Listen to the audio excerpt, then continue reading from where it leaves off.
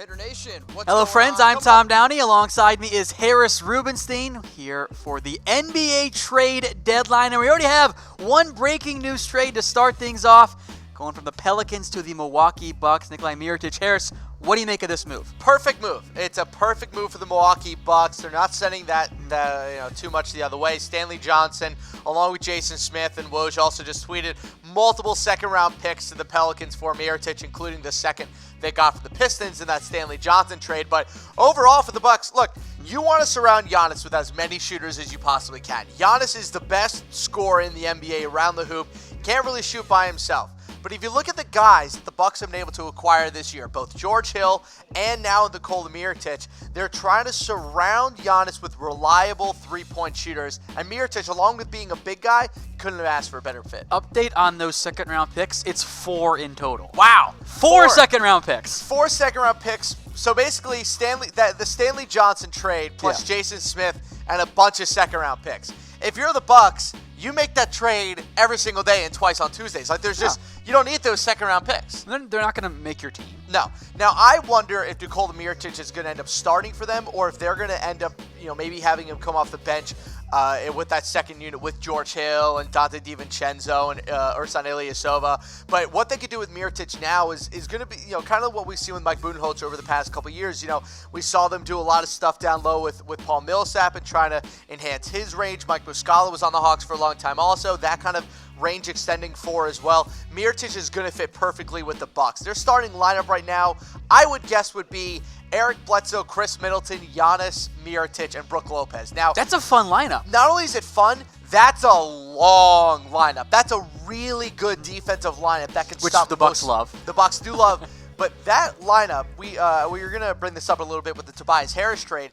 If this does one thing for the Bucks, it gives them a starting lineup that can absolutely match up at every single position with the Philadelphia 76ers or with the Boston Celtics. But the advantage it now gives them over the other elite teams in the East, they are now bigger than all of them as well, which is hard to say. They did not have the size to go up against a team like Toronto with a Serge Ibaka and a Pascal Siakam and a Jonas Valanciunas. A fun bench, too, as Exactly. Well. Now with Mirotic, with Brook Lopez, with Ersan Ilyasova, with how good DJ Wilson's been playing this year, they now have the size and the shooting to really match up against any team.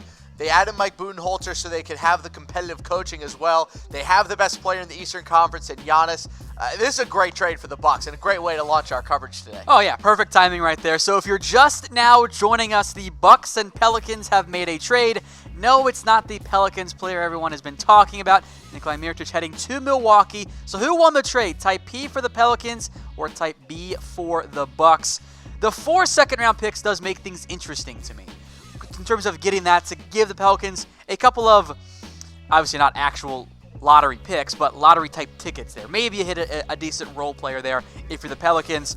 Maybe Stanley Johnson finally becomes something, although I kind of doubt that. I do too. We've been waiting for Stanley Johnson to come. So remember, this is not just like a rando first-round pick. He was the number 8 overall pick in the draft after having a very successful career in Arizona as a college player. But overall, I don't mind this trade for the Pelicans. They're trying to just accumulate assets. Jason Smith's whatever. Stanley Johnson's a nice player. I would have hoped that they would be able to get a first-round pick out of this. But I think the Bucks just kind of said to them, we just can't give you a first for a guy who, remember, Mirotic is a free agent this summer. So they're renting Mirotic for this year. So 4 second-round picks, equivalent to about 1 first-round pick at the end of the first. That's about right. It's about right in terms of the equation. And I think a general note here when it comes to the Bucks and even the Eastern Conference as well, now that LeBron is out, you see all these teams going all in. And Raptors, Sixers, Bucks among them. And producer Brett Scott also reminded us this. If you're a small market team and you have a chance to go for it, we see what's going on in New Orleans right now with Anthony Davis. If you're in Milwaukee, you don't know how long you're going to have Giannis. For all you know, Giannis could wake up in a year and a half and say, I want out of here, even though he said multiple times he wants to stay with Milwaukee. But I will say this. I think this does make Milwaukee an official championship contender because, coming out of the East, you need a starting 5 that can go toe for toe on both sides of the ball with the Golden State Warriors. The Bucks, in my opinion at least, they have that now, along with a great bench. Malcolm Brogdon, DJ Wilson, Ersan Ilyasova, along with George Hill. They now have a full 8 to 9, maybe even 10 players that they can go into the postseason with that are legitimate players, like not just randos like a Tony Snell, who might also be on his way out today, not just like randos like they've had in the past, like a Matthew Dellavedova.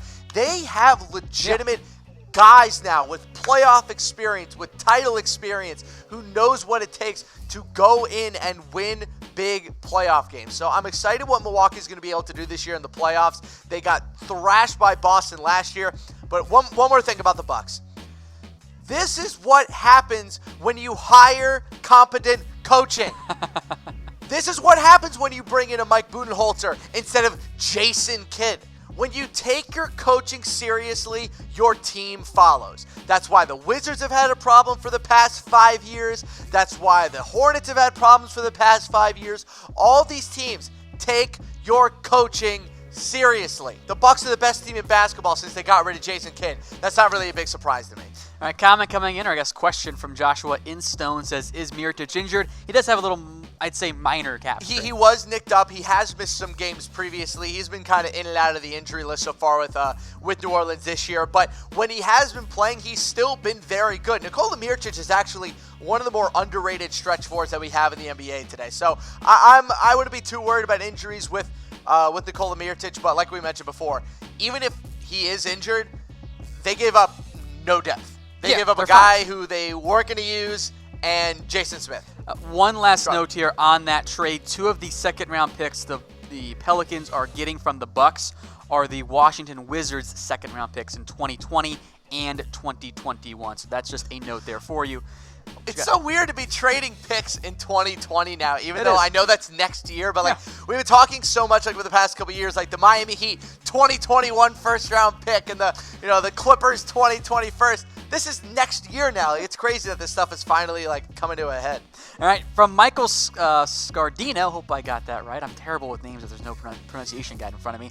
Did they already talk about Anthony Davis? No, we have not. That was going to lead the show, but then we had the breaking news trade between the Bucks and the Pelicans. Though. Anthony Davis, Harris, break down for us what's going on here as relates to AD and the Lakers and if a trade will actually go down. Sure. So let's start with the Lakers. Big update is that there is no update. They still have not returned the Lakers' calls.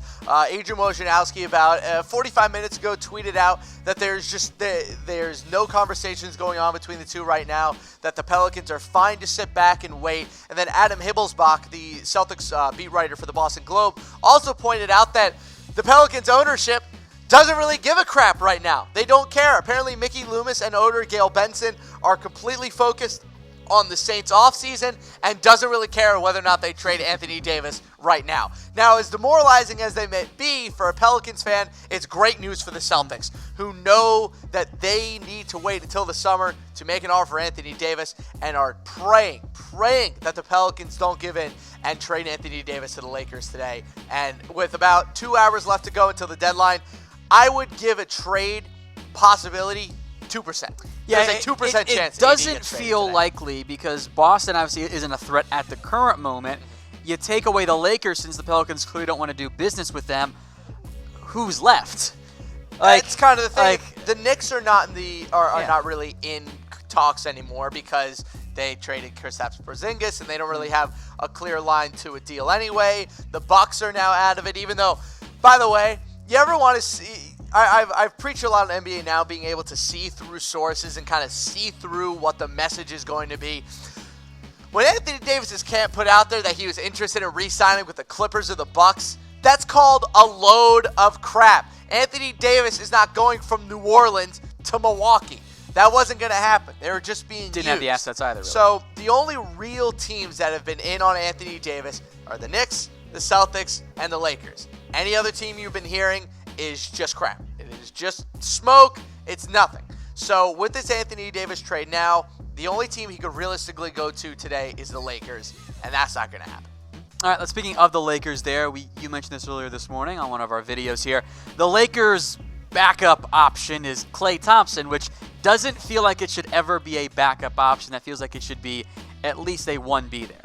Yeah, and Klay, the thing with Klay, though, that's so very obvious is that the Klay Thompson camp is clearly using the Lakers to get a max contract out of the Warriors. You want to know what's funny? You know, one of the best part about this Klay Thompson thing? The rumor around the Lakers is that they were going to offer close to the max. Not the max. Close to the max. Of course they're going to say that because they want the Warriors to offer Klay the full max. So, obviously Klay Thompson is going to re-sign with the Warriors. Any talk of him going to the Lakers, and to me at this point, is simply just, again, smoke. That's all it is. There's no fire to Klay Thompson going to the Lakers. It is purely speculation and hope at this point. Klay Thompson has given no indications this year or last year that he has any intention of signing a deal with any team that isn't the Golden State Warriors, regardless of what Woj, Shams, Brian Windhorst are telling you. There is no indications from the Klay Thompson camp that he wants anything to do with the Los Angeles Lakers. So if you're trying to think to yourself, where's Klay Thompson going to sign? You can go to BetDSI right now and most likely put down odds on where Klay Thompson is going to play basketball next year. There is one answer. It is the Golden State Warriors. So I know the Lakers have a backup plan here. It's not going to happen. Klay is going to end up back with the Warriors. Do have another trade here for you guys, folks. The Houston Rockets and the Indiana Pacers. Stop trading the sauce. Nick Stauskas on the move again, along with Wade Baldwin going to Indiana. It's not a bad move at all. I mean, I wouldn't be surprised if the Rockets are getting Aaron Holiday here from the Indiana Pacers. They have been shopping Holiday, their first-round pick from this year, a lot in trying to get him off the books and bring in some more veteran players. I don't think this is the deal that the Pacers wanted to ship Holiday for, so I could be wrong. I'm just speculating here for now.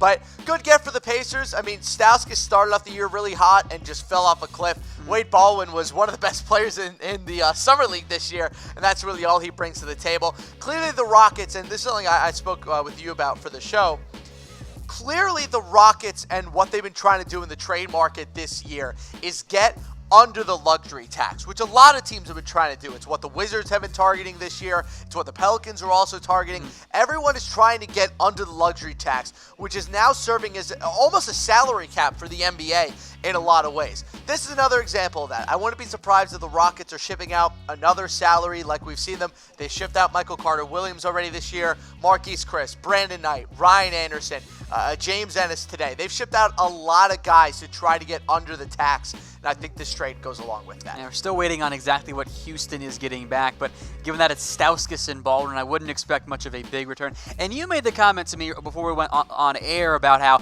teams are trying to get under that tax like you just mentioned. Maybe that's what this actually is in the end. It's not even but so I love much the sauce. That they want to, like, that's what the priority is for any team that is not in the playoffs right now, is to get under the tax. Because think about it this way. If you are, for those that don't understand how the luxury tax works in the NBA, basically works like this. For every $1 million you are over the tax, you have to pay double. So if you're $15 million over the luxury tax line, you have to pay the NBA $30 million. So all these NBA teams, like the Miami Heat, the Charlotte Hornets, all these teams that aren't shoo-ins for the playoffs, you can't be paying $30 million extra to the NBA and not be making the playoffs. Yeah. So don't be surprised if you see more teams. We saw it last year, we're seeing it this year, we'll see it in the future. The salary cap is alive in the NBA now. Do not be surprised if a lot of teams start making deals to stay away from the luxury tax. I think that's what we're also seeing here. All right, question coming in here from Raj says, will the Rockets get DeAndre Jordan in a buyout? I just want to, before you answer, I want to preface this by saying DeAndre Jordan buyout feels so wrong. Do you want DeAndre Jordan? It feels wrong to me. Do you want DeAndre Jordan if you're the Rockets? That's my question, because, look, Clint Capella brings you rim protection and scoring around the rim. He's one of the best defensive centers in the NBA. You know, DeAndre Jordan isn't a good defender. He has been nothing on defense for 2 whole seasons. Now you could say, oh, it's because he doesn't care, he doesn't try, blah, blah, blah. So what, he's just going to magically start being a good defender after not doing it for 2 whole years just because he plays for Houston? I think the run and gun system with the Rockets would be an awkward fit for DeAndre. I understand that for the Rockets, it's just about accumulating as much NBA talent as you possibly can. I would rather see DeAndre on the Lakers because I think that's just a better fit for DeAndre basketball-wise. The Rockets is a weird fit to me. All right, next one coming in from Christopher Stevenson. By the way, guys, keep getting your comments in here. He asked about Conley and the Raptors. Happy he brought this up because I wanted to bring this up as well. That trade is dead. The Mike Conley, Kyle Lowry trade is dead. D-E-D, dead. That is not happening. Kyle Lowry is not getting traded. It's not happening. Mike Conley is not going to the Raptors. Kyle Lowry is not getting traded to the Grizzlies. No, not happening. What could happen today, though, is that Mike Conley could get traded to the Utah Jazz. Now, there was a really weird report that came out that said that Mike Conley only wanted to play for teams in the East. Which, why, is my first question. It didn't make sense in the first place, and then Mike Conley said today to shoot around. I don't know where that came from. That's not true. So Mike Conley would be fine getting traded to a team in the West. The Utah Jazz right now are in the lead for his services, but the Grizzlies currently are not really pushing Mike Conley out the door. They're okay. He's still under contract. Exactly. For 3 more years, well, 2.5 more years. But, fees on. He has 3 years left right now, 2 years left after this season. And the Grizzlies think that they can just trade him this offseason, let him stay, play out the season, kind of a farewell tour with the Grizzlies in a way. But they're going to trade Marc Gasol. Marc Gasol is gone. That dude's gone. Charlotte right now is the leader for his services. It doesn't really seem like there are a lot of other teams in the mix right now except for Charlotte. For whatever reason, the Wizards were put into rumors. But also feels like classic Wizards. Classic Wizards. No plan. Do you know what that sounded like to me? That sounded to me like Charlotte's trying to just stir the pot a little bit and get people angry. Like, what? The Wizards are going after Gasol? I just think that they're trying to help themselves in a lot of ways and create a market. So, okay. I think Marc Gasol will end up in Charlotte. I don't really understand why Charlotte wants him. They want to make the playoffs. It's fair. Fine. If they want to make the playoffs, that makes sense. But he's going to cost a pretty penny. So we'll see what ends up happening with Marc Gasol today. But I would say right now there's about a 75% chance. Of like the notable names, it feels like Marc Gasol is the most likely guy to get dealt because we don't include guys like Nikola Mirotic as like a notable name per se, like the name that everyone knows. Oh yeah, Marc Gasol, we know him. Yeah, Marc Gasol is probably the biggest name player that I think is going to get traded today. I don't think Davis is going to get moved. Maybe Markelle Fultz is going to be a guy that that might get moved today. But overall, I would be surprised if Marc Gasol doesn't get traded today. So we'll see. There you go.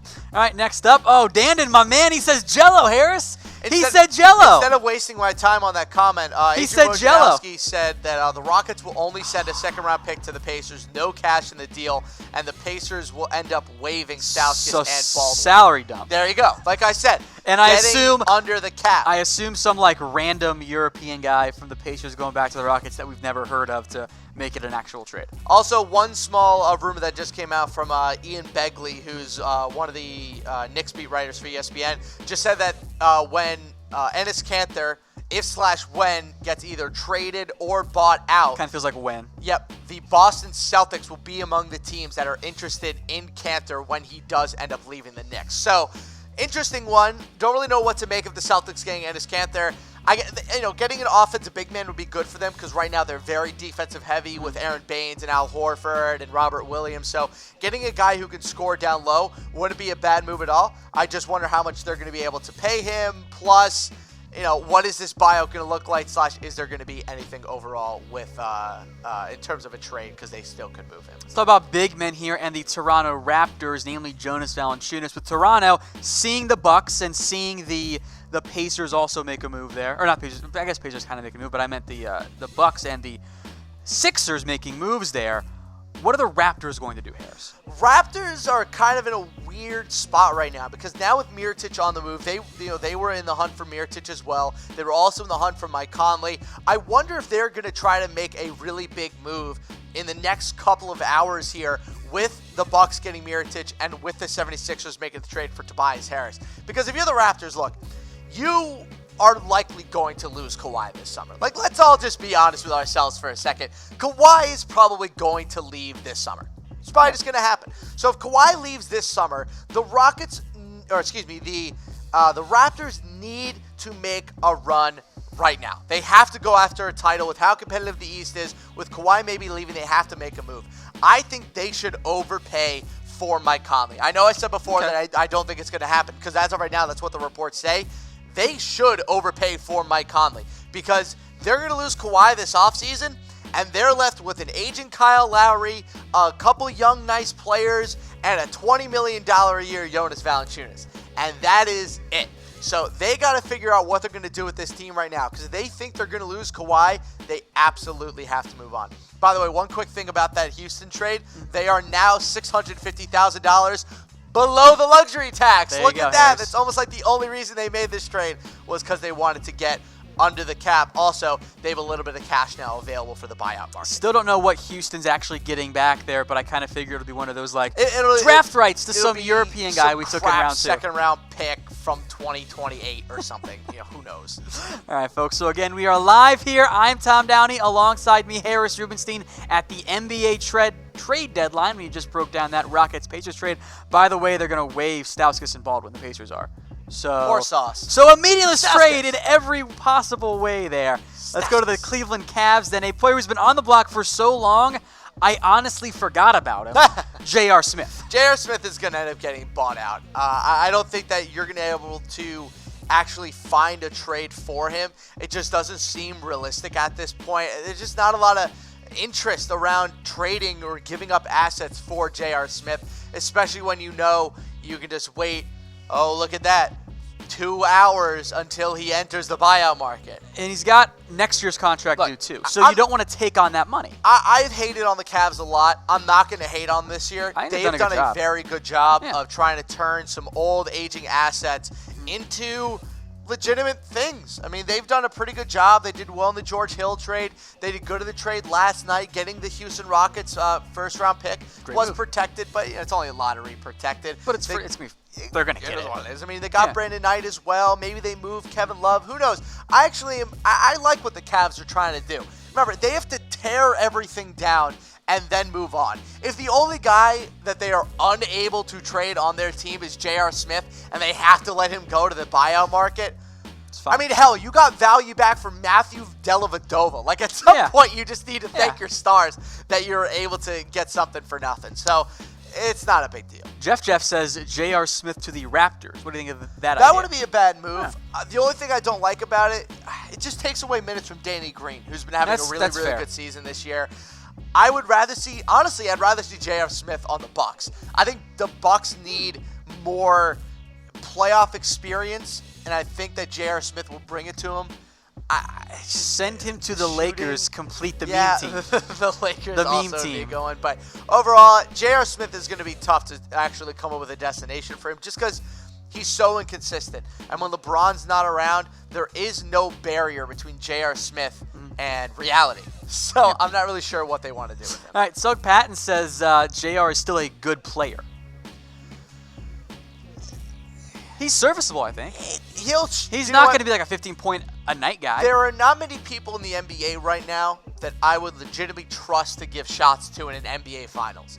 J.R. Smith is one of those guys, simply because he's taken so many big shots in the NBA Finals. So there's value there. Can't really defend anymore. He's actually one of the worst defenders in the NBA. Argy Parr says, is Nikola Mirotic close to the Bucks? Well, I think you might have missed it. In that's case, we understand. For those of you just now joining us, that did happen about 24 minutes ago. Right as we came on air, the Bucks have traded for Nikola Mirotic, giving up Jason Smith, Stanley Johnson, and a total of 4 second-round picks. I gotta see. It's not that bad. People always got. I remember when the Sixers were in the middle of the process before they traded half the process for Tobias Harris. But I remember during the process, everyone flipped out about how many second-round picks the Sixers had. When if you're a playoff team, you don't need second-round picks. They're just waste of assets. If you can trade 4 second-round picks and get a player like Nikola Mirotic, you do that in a second. Those picks are, by the way, quickly here, Denver's 2019 second-rounder, Washington's 20 and 21, and then Milwaukee's 2020. That's not bad. So Bucks had extra second-round picks, and they shipped them out. Small piece of news that we just got in today, or actually right now. Big news for the Brooklyn Nets. Karis LeVert is coming back tomorrow. It's big. Big for them, especially because they're in the playoffs right now. D'Angelo Russell playing good basketball. Look, people, I know we all love to hate on the Eastern Conference. There are a couple of fun teams this year in the East. You got the Brooklyn Nets. Fun's a good word for it. The Sixers now have a great starting five. The Bucks got Mirotic. The playoffs are going to be fun this year. Not that it matters because the Warriors are going to win. Once you get out of the first round, especially in the East. Yeah. Because it's going to be sweeps. Oh, yeah. It's all going to be sweeps. Yeah, the Hornets are going to get wrecked in the first round by the Sixers. Your Nets are going to get wrecked. It is what it is. Yeah. All right, folks, get your NBA questions in the comments. Myself and Harris will answer them live here. Still over an hour and a half before we get to the end of the NBA trade deadline, plus maybe an extra 5 minutes because we know how things can often go down. I can't get over how good of a lineup Eric Bledsoe, Malcolm Brogdon, Chris Middleton, Nikola Mirotic, and Giannis is going to be. It's a fun small ball five. Because if you're looking for a lineup that can match with the death lineup of the Warriors, again, the death lineup does not include Boogie. This is the Andre Iguodala, Steph, Klay, Draymond, KD lineup. That's about as good of a counter as you're going to be able to get to that with Bledsoe, Brogdon, Middleton, Mirotic, and Giannis. So a lot of great combinations the Bucks are going to be able to come up with now. All right, Brent Williams from Facebook says, what's going on with Carmelo Anthony to the Lakers? Hasn't heard anything about that yet. Or Bradley Beal going to the Lakers. Well, start with Melo. All right, we'll start with Melo. As of right now, the Lakers stand like this. They will not cut a player in order to bring in Carmelo Anthony. So right now the Lakers, the whole roster is full of guaranteed contracts. If they trade away a guaranteed contract and have an open spot, they will sign Melo. But if they do not have that open roster spot, they will not cut anyone for Melo. Nor will they give Melo a guaranteed contract. So that's where it is right now. As for Bradley Beal, I know you're all in favor of it. As much as they should trade for Bradley Beal, there's nothing going on right now. Takes two. It takes two to tango. The Wizards are not interested in trading Bradley Beal right now for whatever reason. But as of right now, no. Nothing going on between Bradley Beal and the Lakers. From Satwinder Singh, any Lakers news yet? Beyond that original Reggie Bullock trade, it's been very quiet because Anthony Davis doesn't appear likely to be dealt today. Been very, very quiet. Nothing right now between Anthony Davis. Nothing but with them right now between any of the guys coming from the Grizzlies. No small deals either. No word about expirings. Look, I'll say this much. If the Lakers are doing any business right now, they're doing it in silence. Because, look, which I find actually tough to believe because it's LA. What was going on between the Pelicans and the Lakers was bound to happen to a team eventually. It was bound to happen where too many players were put into too many trade talks only for it to explode and mutiny and all this. It was bound to happen. So the fact that it happened to the Lakers isn't too surprising, but with how the Lakers usually operate, they have to do everything behind the scenes now. Right. Malcolm Lloyd says Lonzo to the Suns, or I guess asks Lonzo to the Suns. Not going to happen. Yeah, it requires an Anthony Davis trade, which we don't think we're going to get. Although I do want to make a note here. I think Lonzo would be a good fit on the Suns. I do too. There is no... It either will happen this way. Either Lonzo Ball is not included for any Anthony Davis trade at all, or Lonzo Ball gets traded to the Pelicans and they keep him there. There's a report that came out that if Lonzo Ball was dealt to the Pelicans, they will keep him and not ship him. Why? Because he's an amazing fit next to Drew Holiday, and they'd be idiots to trade him. There's no reason for it, because if they get Ball, Ingram, and Kuzma with Drew Holiday, I mean, maybe the 10 seed, maybe the 9 seed, you had a good free agent in the summer, maybe it's a playoff team. So I don't know why Lonzo wants to go to Phoenix instead of staying in New Orleans. I guess the markets make sense, but I mean, good Lord, it's Phoenix. You'd really rather go play in Phoenix? Really? Yeah, it's weird. It's weird. I also find it funny that, like, the Lakers made them losers. I'm like, so you want to go to Phoenix? Yeah. You want to go to Phoenix? That doesn't like, make any I get sense. that the Suns need a point guard, but, like, it's the Suns. Who has ever wanted to play for the Suns ever? It's just a weird, I don't get it. The bar's weird. More Lakers questions. Ronald Bryan Tafala says, is it true that Anthony Davis will be traded to the Lakers?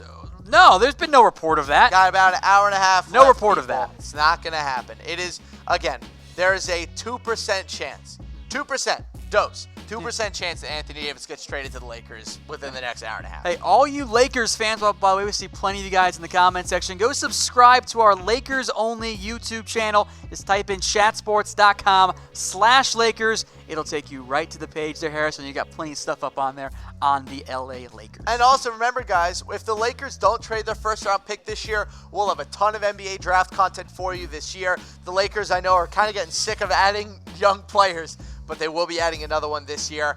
A lot of stuff going on this offseason as well for them. Maybe they get Boogie, Kemba Walker, Klay Thompson. Hell, maybe Kevin Durant as well. Lots of stuff going on that Lakers channel. A non-Lakers question here from Chris Jones. Harris and Tom, do you guys see any big-time trades today involving maybe a Terrence Ross or Nikola Vucevic, so I assume you're a Magic fan? I could kind of see Vucevic being dealt, because I think the Magic will lose him this offseason.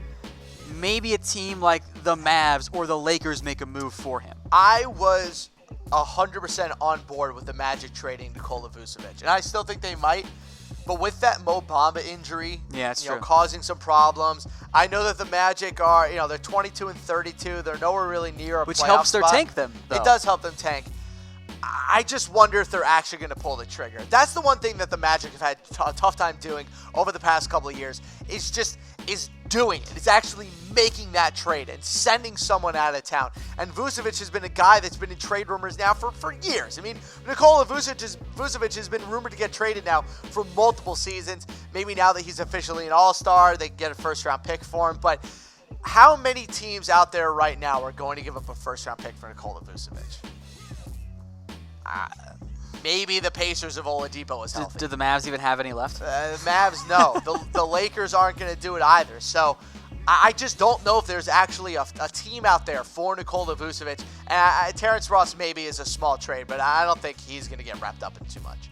All right, again, here are some other notable players on the trade block right now. We mentioned Anthony Davis, but even though he is the focal point, kind of doesn't seem like he's going to end up being dealt. We just mentioned Markelle Fultz has had some buzz around him right now. Mike Conley could be dealt, and Marc Gasol, of the guys we haven't really maybe mentioned all that much, he's maybe the biggest name that could actually be dealt. Yeah, I would say that one of Gasol or Conley is going to go today.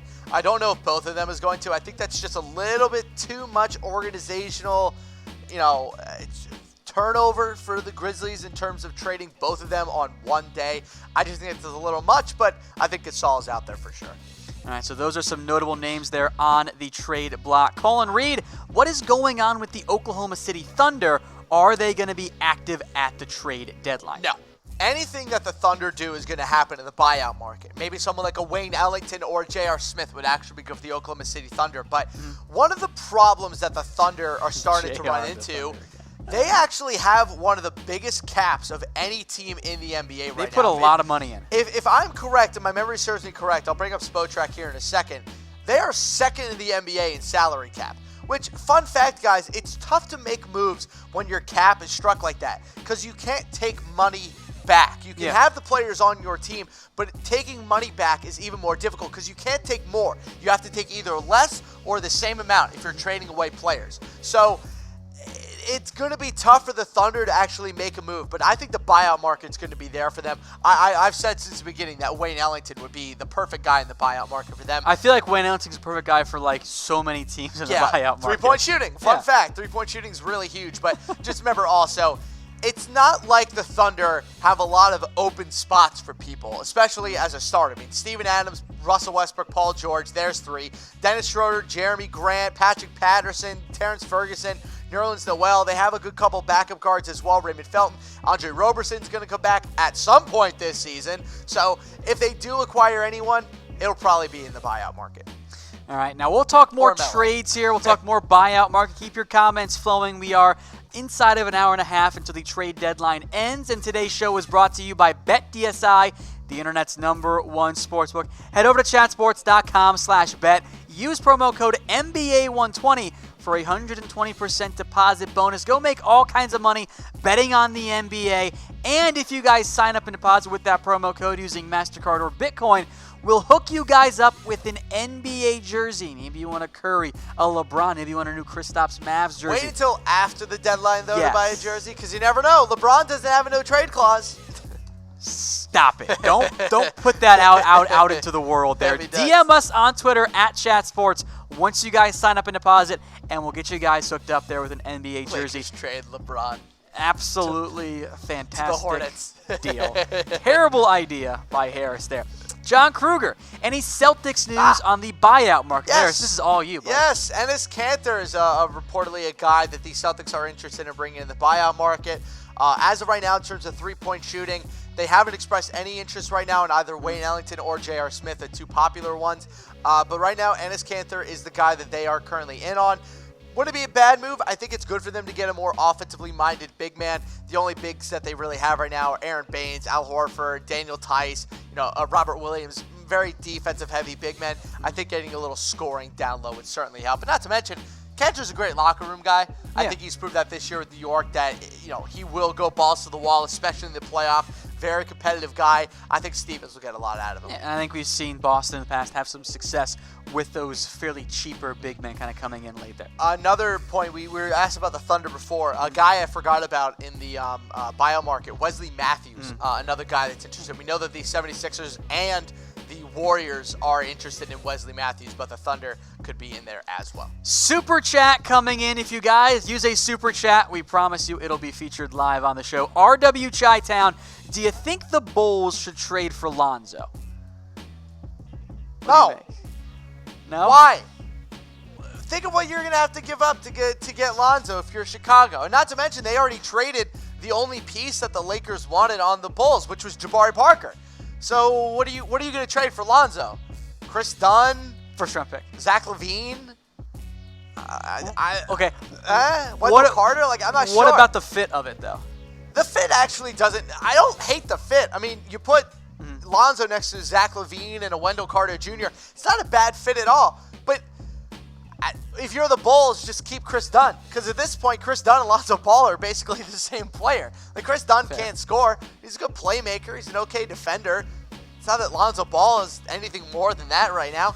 I don't understand. Look, if you're a team and you want to go after Lonzo Ball, that's fine. But you're going to have to pay a premium for a former number 2 overall pick that through a season and a half so far in his NBA career, up and down, is not great. And by the way, one thing I will always find so funny about this whole Lonzo Ball situation, if the Lakers just kept D'Angelo Russell for a season and a half longer, they would not be running into any of these problems. But would D'Lo have emerged in the same way? You think so? Yes, absolutely. I'm good with D'Lo on 2K. And Ohio State, and even in his first year in the NBA, Russell showed flashes of this almost every week. He hit game winners 4 times throughout the course of his rookie season. He was really good, except the problem was he just didn't shut up. All he kept doing was talking trash and talking crap to the media. God, he would have shut up. He and Lance Stevenson would have been so much fun together. It's so funny to me.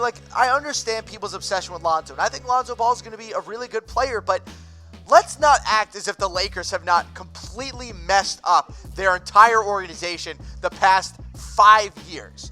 Every first-round pick that they've had has either been wildly disappointing, has not developed at all, or they have traded them away. And by the way, all the first-round picks that the Lakers traded away, besides Jordan Clarkson, have ended up being pretty damn good players. Both Julius Randle and D'Angelo Russell are really good. They're borderline all-stars. I don't understand why they got rid of them. Thanks, Magic. All right, Harris's rant is now over. Let's take you through the other notable trades that have happened. Some will go further back on, like the Trevor Ariza trade, which I remember the whole drama around that because you and I were out at the bar the night that the first Trevor Ariza trade happened. Just know this, guys. If you're asking yourselves, and you should never ask yourselves this, what are the Wizards doing right now? Their plan right now is to build around Trevor Ariza and Jeff Green. Not going to work. Not great. That's not what you're looking for. More trades here. Of course, there was the big one with Jimmy Butler, which feels so long ago. Dario Saric, Rocco, Jared Bayless going to the Timberwolves there in exchange for Jimmy Butler. Then, of course, the one that kind of kick-started a lot of these sudden movements here the past couple of days was the Mavs-Knicks trades. Kristaps Porzingis, he goes to Dallas. The Knicks get 2 future firsts, Dennis Smith Jr., and then DeAndre Jordan, Wes Matthews. Both of them could end up being bought out. Luka and Kristaps. It's fun, forever. Man. I love it. It's so great. That's just. Do you know what else it is? Look, the international market for the NBA is very important. They now have the 3 most popular international players in the sport on the same team: Kristaps, Luka, Dirk. Dirk's leaving, and honestly, Giannis counts as well. I think Luka and Kristaps are going to do great things. Their games also complement each other so well. All right, Cavs have been making moves. This is the first time we'll mention Wade Baldwin, by the way, as He was sent out in exchange for Stauskas. Rodney Hood. Yeah, so that was fun there for the Blazers. So the Blazers got themselves a shooter. Stauskas, Baldwin have been traded multiple times already, and now they're going to be free agents. So they've had a rather chaotic move there. The Sixers also getting in on the blockbuster East deals. They get Tobias Harris at the cost of Landry Shamet, Wilson Chandler, and most importantly, 2 first-round picks. God, they gave up so much for half a season of Tobias Harris. I know. Like, I mean, they're good. I get it. Like, look, I'll say this. I understand that the Sixers want to create a big four of Embiid, Simmons, Butler, and Tobias Harris, which is Tobias Harris really good enough to be included in anything titled a big blank instead of maybe like a big okay NBA player? Like, he's not. Well, he totally that could good. if he signed with the big baller brand. But they gave up 3 first-round picks because Landry Shamet, is by the way, a first. Yeah, is good a point. nice That's a good player. point. He's a good player, and they gave him up for nothing. Why is he in this trade? It's weird. I think if you're the 76ers and you were to redo this trade, just give him the 2 firsts, Wilson Chandler, Muscala, and the 2 seconds. Why is Landry Shamet in this deal? It's fair. It's weird. They gave up their whole bench.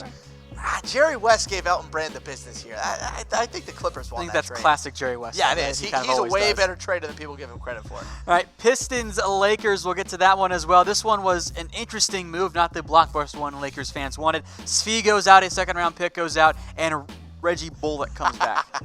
TBT to the Summer League when all the Lakers Svi fans were telling incredible. me. Yeah, they were like, Svi Mikhailov's the next Klay Thompson. And I'm like, no, he's going to average like 3 minutes a night this season because that's how the Summer League works. Never overreact to the Summer League. Never overreact to the Summer Never. League. But I will say this. Look, a lot of the NBA is taking young assets and turning them into real players. Reggie Bullock, despite the fact that he's never lived up to big expectations, he is a fine NBA player, shoots 38% from 3, will come off the bench for the Lakers, and is a good player. Sometimes having good players is a good thing. And his contract expires, right? Yeah, he's expiring contract and makes he's a good sense. player for half a season. All right, Pistons and the Bucks. Thon Maker goes to Detroit to get a bit of a restart there. 90-year-old Thon Maker. And Stanley Johnson goes to Milwaukee. He was also just shipped out as well as part of the Nikola Mirotic deal. How old is Everyone's Thon Maker? moving. We're not sure. But he's a shot maker. But look, a good reset for Thon Maker with Detroit. I mean, still a bunch of people that he's going to have to sit behind, including Andre Drummond and Blake Griffin. But he'll get minutes. I think Dwayne Casey's a good fit for him. Look, no team will ever love you as much as the team that drafted you. Pistons on the verge of doing broken NBA 2K and going all big men. Blake Griffin at the point guard, Thon at the 4, Drummond at the 5. Let's get John Lure. Should have traded for Nikola Mirotic. It would have worked. Oh, yeah. It's an okay trade, though. Good All right, for Thon. Sixers and the Raptors. We won't spend much time on this one because Malachi Richardson also got waived. So, meaningless trade there. Raptors got money, I guess. Cash. One that I will let you go on your anti-Ernie Gunfield rant down here. The Bulls and the Wizards. Wizards ship out Otto Porter Jr. They get back a second-round pick, Jabari Parker, and then Bobby Portis. You're mad online. If you look over the last 10 years of legitimate assets that the Wizards have had, they have squandered every single one. There's not a single asset that they have had in 10 years that they have been able to accurately flip into a quality NBA player or come out on the winning side of. I understand they wanted to get rid of Otto Porter Jr.'s contract. I understand they want to get rid of the luxury tax that they have because they're not making the playoffs this year. I totally understand that. Look at what they got back. They got a nobody in Jabari Parker. I like Jabari. He's a nobody. He's been a nobody for 3 years now. Bobby Portis punched a dude in the face last year, and then all of a sudden this year was the leader of the Chicago Bulls, and they also got a cute second-round pick. This is a classic Ernie Grunfeld pick. Overpay for a player, have a good asset, and not be able to get a proper return back for it. This is a joke. They couldn't get a first-round pick, a late first-round pick back for Otto Porter, along with a crap contract the other way on maybe an expiring. They couldn't call up the Kings and say, hey, do you want to give us a first-round pick in 2 years along with like 2 awful expiring contracts? They couldn't do that? Who would you rather have, Otto Porter or Harrison Barnes? Otto Porter. He's a better player. He plays defense. He's one of the better two-way forwards in the NBA. The problem is that the Brooklyn Nets screwed the Wizards. Remember, when Otto Porter was a restricted free agent, the Brooklyn Nets gave him a max offer sheet, which he did not deserve, but the Wizards, classic idiot Wizards, they matched it. And now they had to lie in the bed that they made and make another horrible trade. He was the number 3 overall pick, and all you were able to get back was the bust Jabari Parker and Bobby Portis? Fire Ernie Grunfeld. I'm tired of it. Should have been fired years ago. And then they won't trade Bradley Beal. What is their problem? I don't know what their plan is. Good Lord. They are doing the absolute worst thing an NBA team can be. I don't get it. They're going to be mediocre. They're not even going to be mediocre. They're going to be a 9 or a 10 seed, God. i.e. not in the playoffs and not getting a high and draft you know what's pick. the saddest thing for me about this? Bradley Beal, at 25 years old, is in the middle of the best season of his career without a question.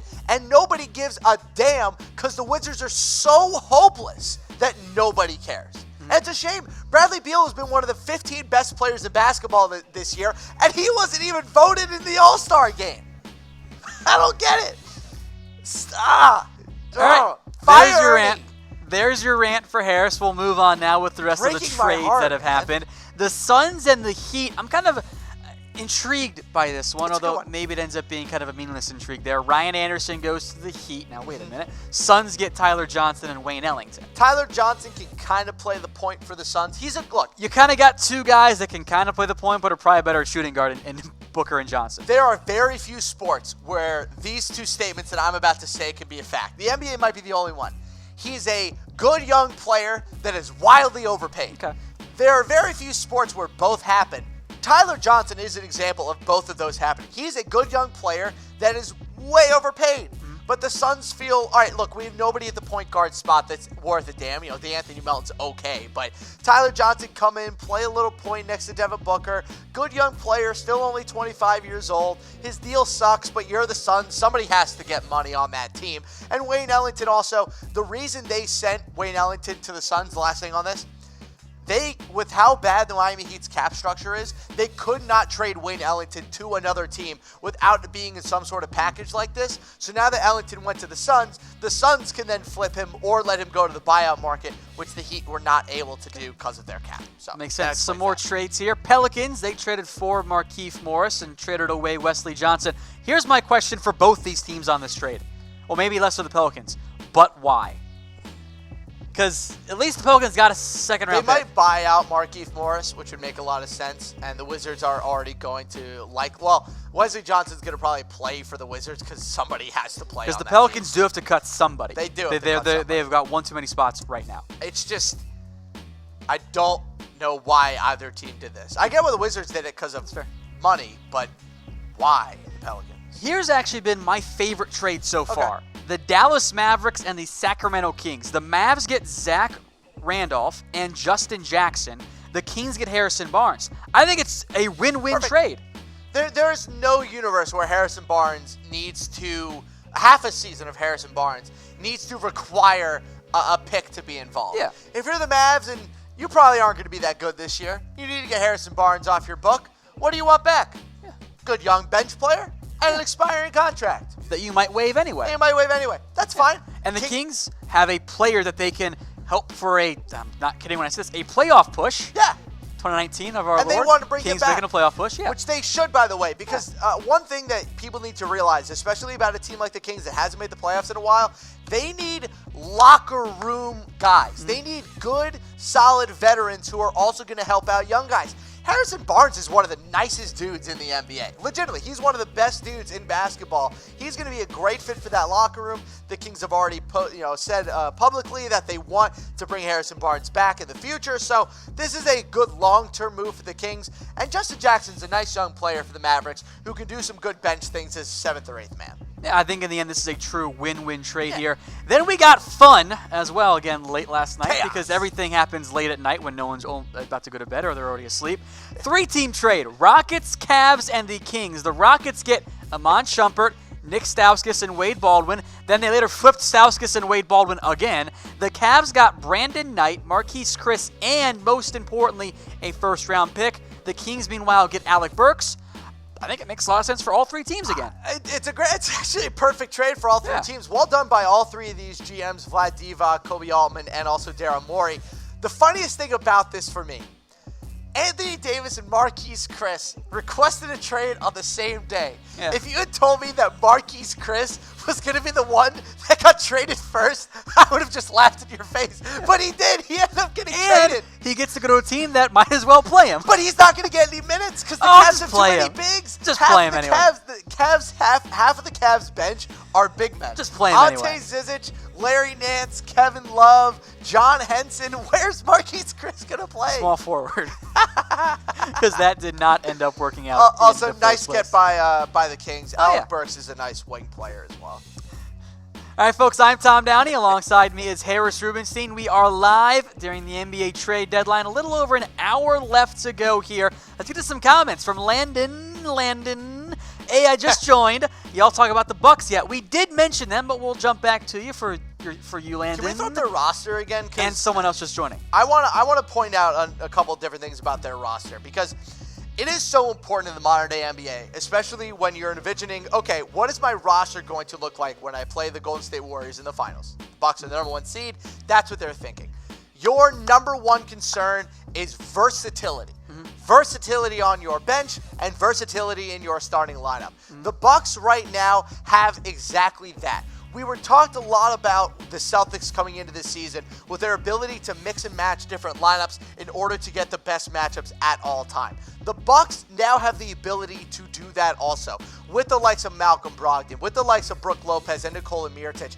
They can change around their starting lineup to so many different degrees that they are just going to be able to kind of go against any team in the NBA, and this Mirotic trade brings them so much versatility. It allows them to stay big and have a three-point shooting big man on the floor when Brook Lopez has to sit out. It gives them a realistic stretch four when Giannis plays center, because he does play the five from time to time. It gives them an opportunity to put Malcolm Brogdon on the floor. It also gives them an official death lineup like the Warriors.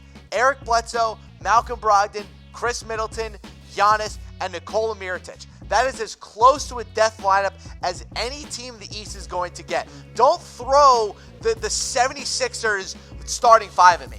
I'm sorry. That 76ers starting five to me doesn't work. I don't think it works. You have four ball-dominant players. You have four players on that starting lineup who have to have the ball in their hands to be successful. One of them doesn't shoot. One of them only shoots. One of them hates shooting three. Two of them hate shooting threes, in Ben Simmons, Joel Embiid. I think the Bucks today just took the Eastern Conference title back from the 76ers. I love this Mirotic move. I think it's the best trade we've seen so far. All right, so again, here's where we sit right now with the Eastern Conference standing. The Bucks, Raptors, Sixers all trying to make moves here, Harris. Been very intriguing now. LeBron gets out of the Eastern Conference, and everyone's trying to trade up and make moves and get involved there. Yeah, we've a very interesting Eastern Conference right now. Bucks, Raptors, Pacers, Celtics, 76ers currently at the top five. For me, mostly, I'm interested to see what happens with the Pacers down the stretch here because despite losing Victor Oladipo, look, they've won 6 of the last 10 games. They're on a 3-game winning streak. I wonder if they make a move today. Maybe they try to get a Wesley Matthews on an expiring. Maybe they try to get something. But overall, I'd like to see what the Pacers are going to be able to do over the next couple of hours. So we got one quick deal here, Harris. Memphis and the Clippers here are close.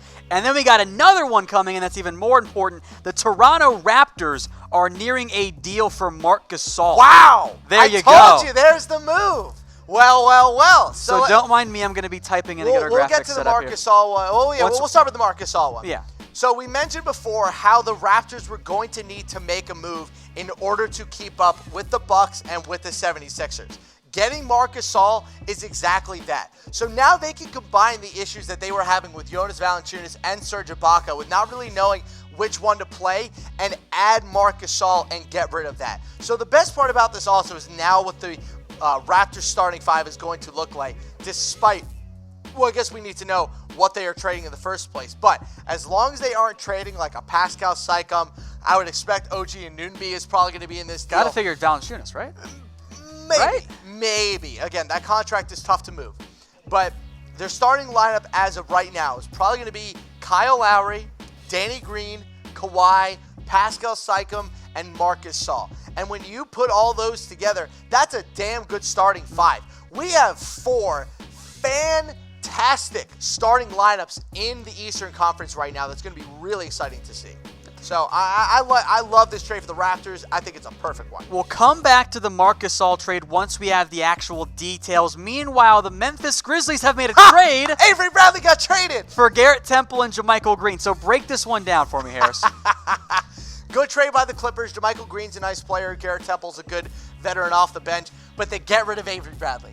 They get rid of Avery Bradley, who is awful. One of the worst players in the NBA this year. I don't care how much he's trusted on by Doc. I don't care how much people might like his random spouts of defense. He is bad and has been bad for 3 to 4 years now. So them being able to get him off the books, bring in someone like a Garrett Temple, and also a nice forward in JaMychal Green. I like this trade a lot for the Clippers. Literally getting anything for Avery Bradley is pretty funny to me. So good trade for the Clippers overall. Jerry West does it again.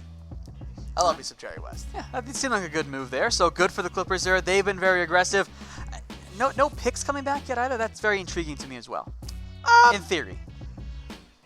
Maybe I would say that the Raptors are probably sending their 2019 first this year. I'd be very surprised if they didn't.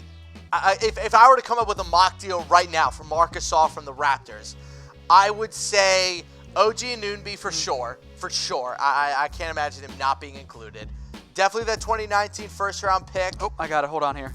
Maybe Greg Monroe's included in that as well. I'm actually not. I got it. It's Hold kind on. of tough to put it together. So Hold Tom's on. got it. Let's see what we you got it. All right. So it is Valanciunas. It is Valanciunas, DeLon Wright, CJ Miles, and then a 2024 second-round pick. First thoughts here. What? That's it? What? That's it. How is there no first-round pick involved here? Why is there nobody good going back the other way? That's just their bench. Yeah. Valanciunas is all right.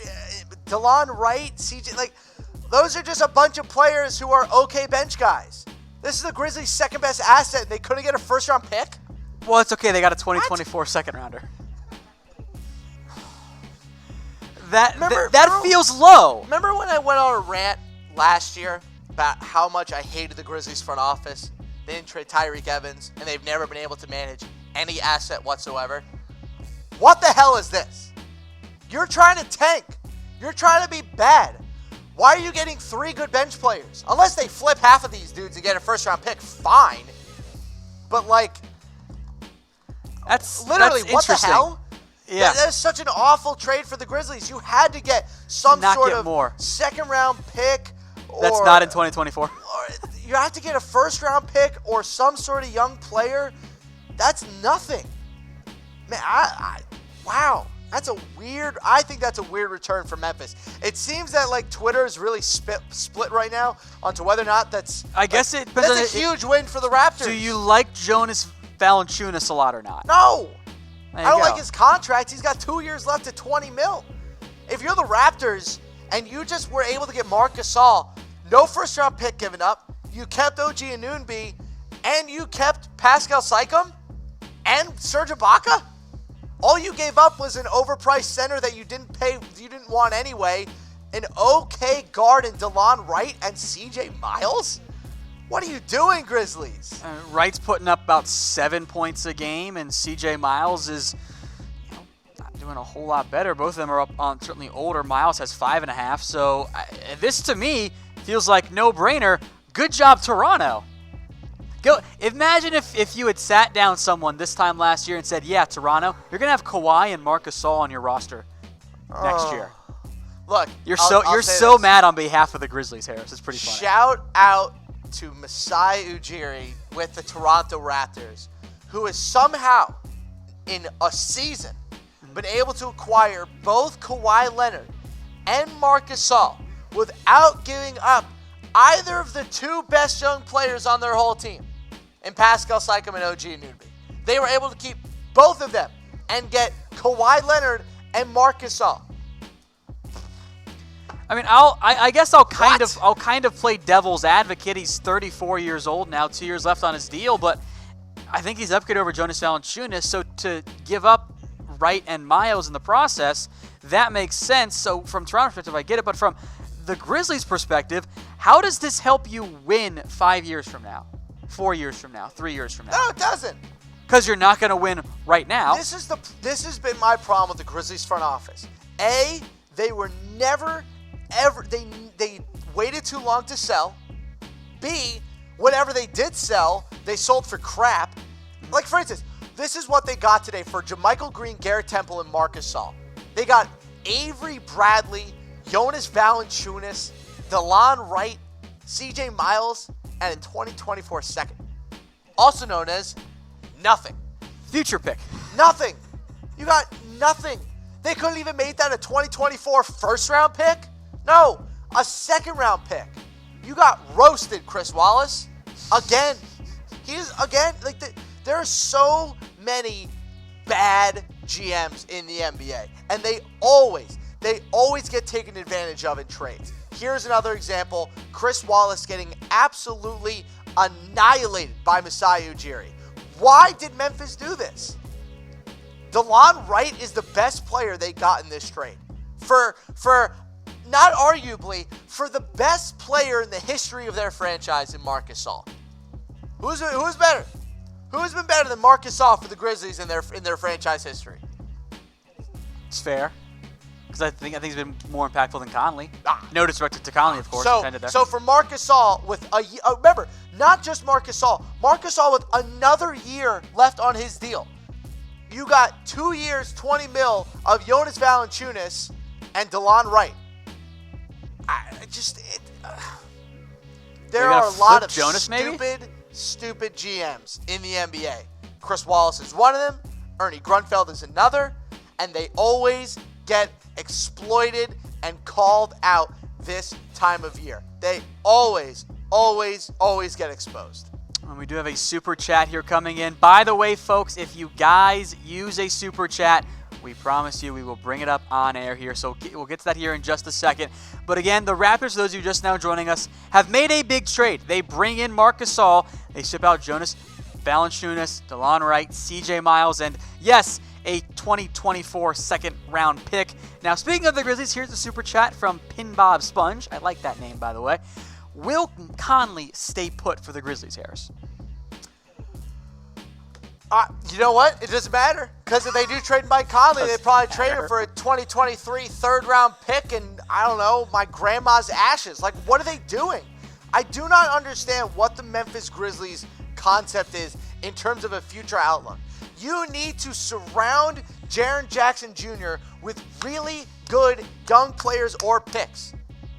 They have done neither of those. They got Jonas Valanciunas, who doesn't help them at all. They got DeLon Wright, who's a free agent this offseason. Not even a young player who's going to be with them for a long time. Most likely. He's probably going to leave for a contender. And CJ Miles, he's just a random bench wing. I don't... That's also right, a random bench guard. I do not understand the Memphis Grizzlies. And if they trade Mike Conley today, they'll trade him for an animal cracker. Stupid. They've got some creative trade packages there, Harris. No, look, as a fan of the Celtics, I promise you, I'm not mad that the Raptors just got Marc Gasol for nothing. Again, I love competitive basketball. The Bucks getting Nikola Mirotic, the 76ers getting Tobias Harris, and the Raptors getting Marc Gasol. The Eastern Conference is officially lit. This is an amazing conference now. The playoffs are going to be awesome. Top 4 or 5. The top 4 or 5 is awesome. It's great. It's great for the East. But what the hell are the Grizzlies doing? Come on. Actually try to come up with some sort of quality here in terms of, creating a future for your franchise. It is so frustrating. All right, over under 4.5 trade is what you had set the number at before we came live on air. So we've had 4 right now if we want to include the Nikola Mirotic trade, which I feel like we kind of have to. That's fair. So one more or no. is what we have here. A little under an hour before we reach the end of the NBA trade deadline. We've seen Marc Gasol get traded.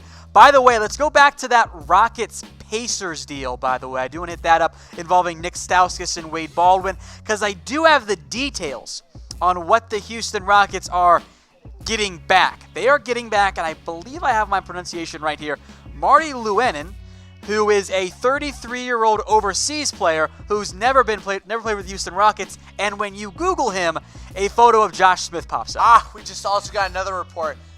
That's who the Grizzlies traded Mike Conley for. You're so mad about the Grizzlies They're trade. idiots. What a stupid trade. You are salty. That was the best you could get from Marc Gasol? Really? The Charlotte Hornets have been trying to get Marc Gasol for 3 weeks. They never offered anything better than that? You just did the Raptors a favor. You took Jonas Valanciunas, one of the worst contracts in basketball, off their hands for a better player.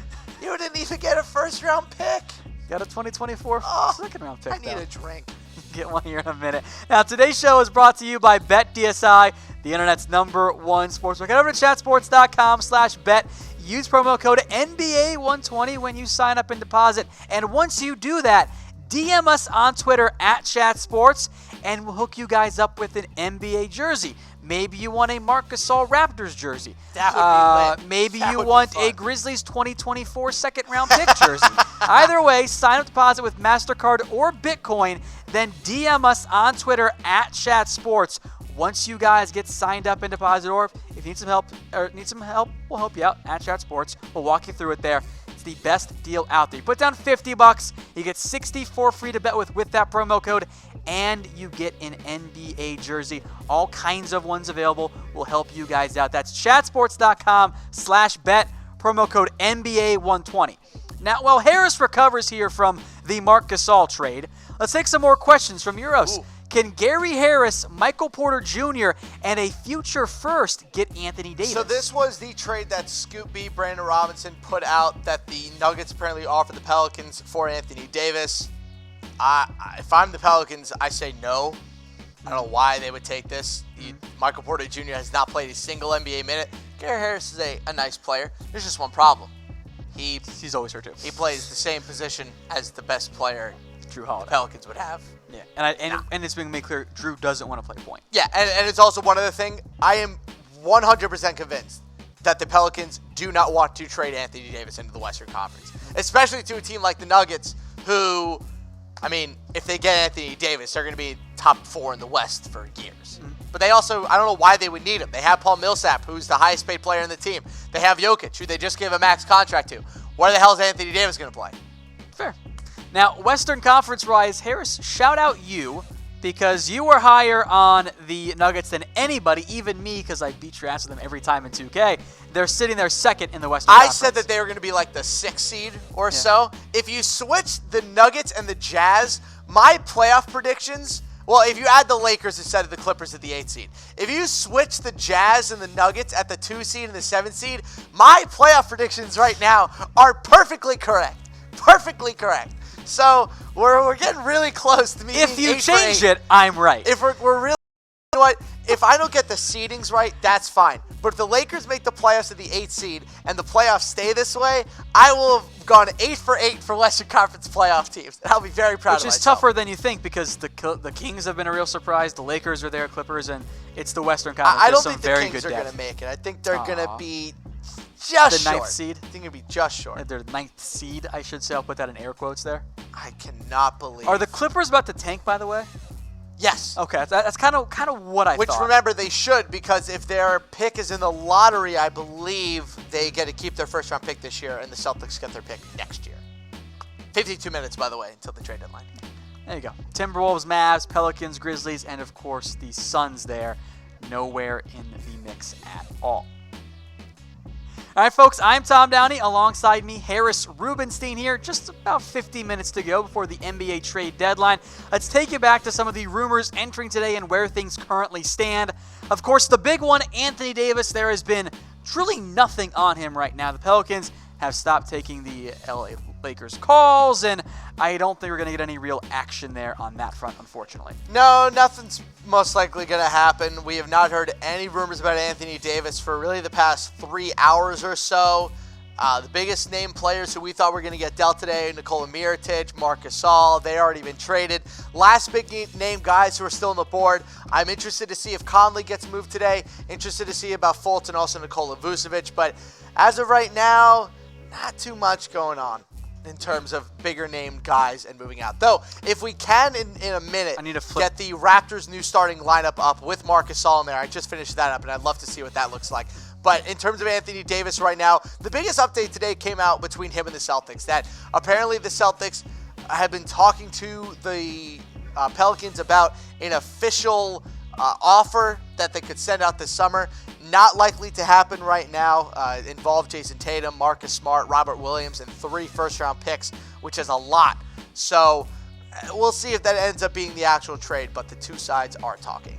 Mike Conley, then, of course, the Jazz have made an offer. We kind of wait around that. Ricky Rubio's having fun on Twitter, tweeting about various things because he knows he's on the trade block right now, possibly for a Mike Conley trade.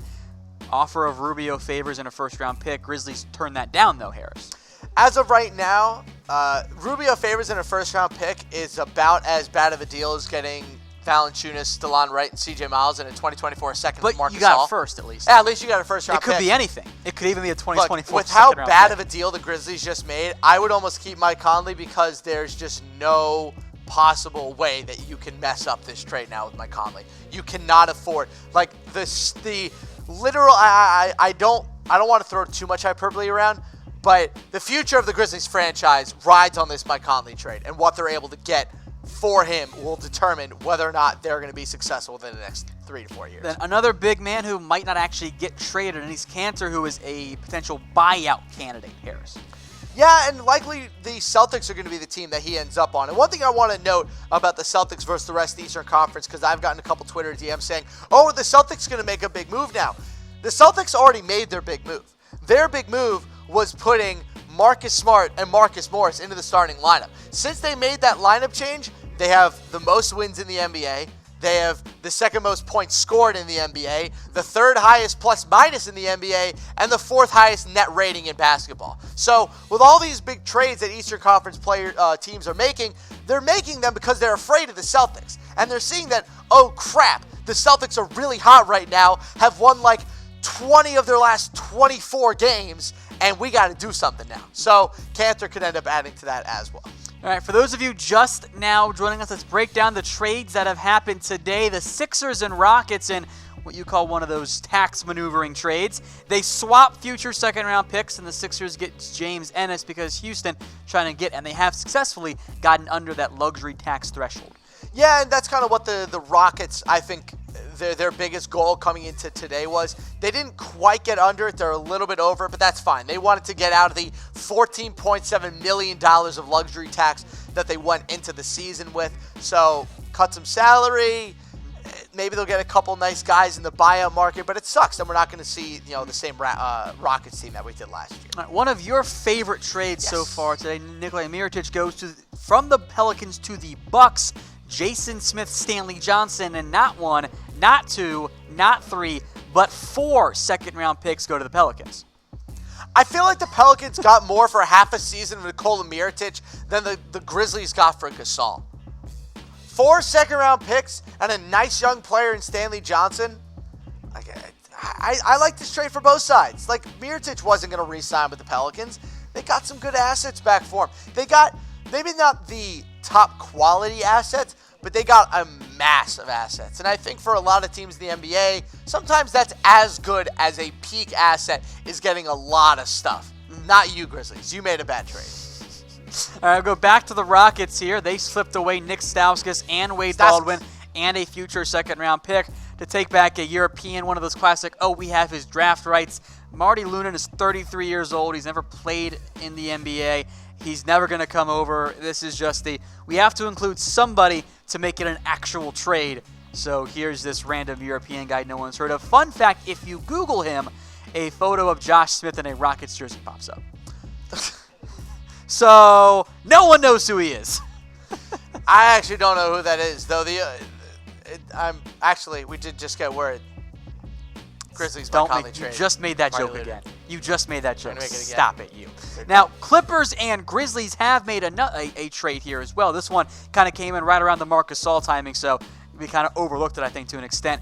Garrett Temple, JaMychal Green go to the Clippers.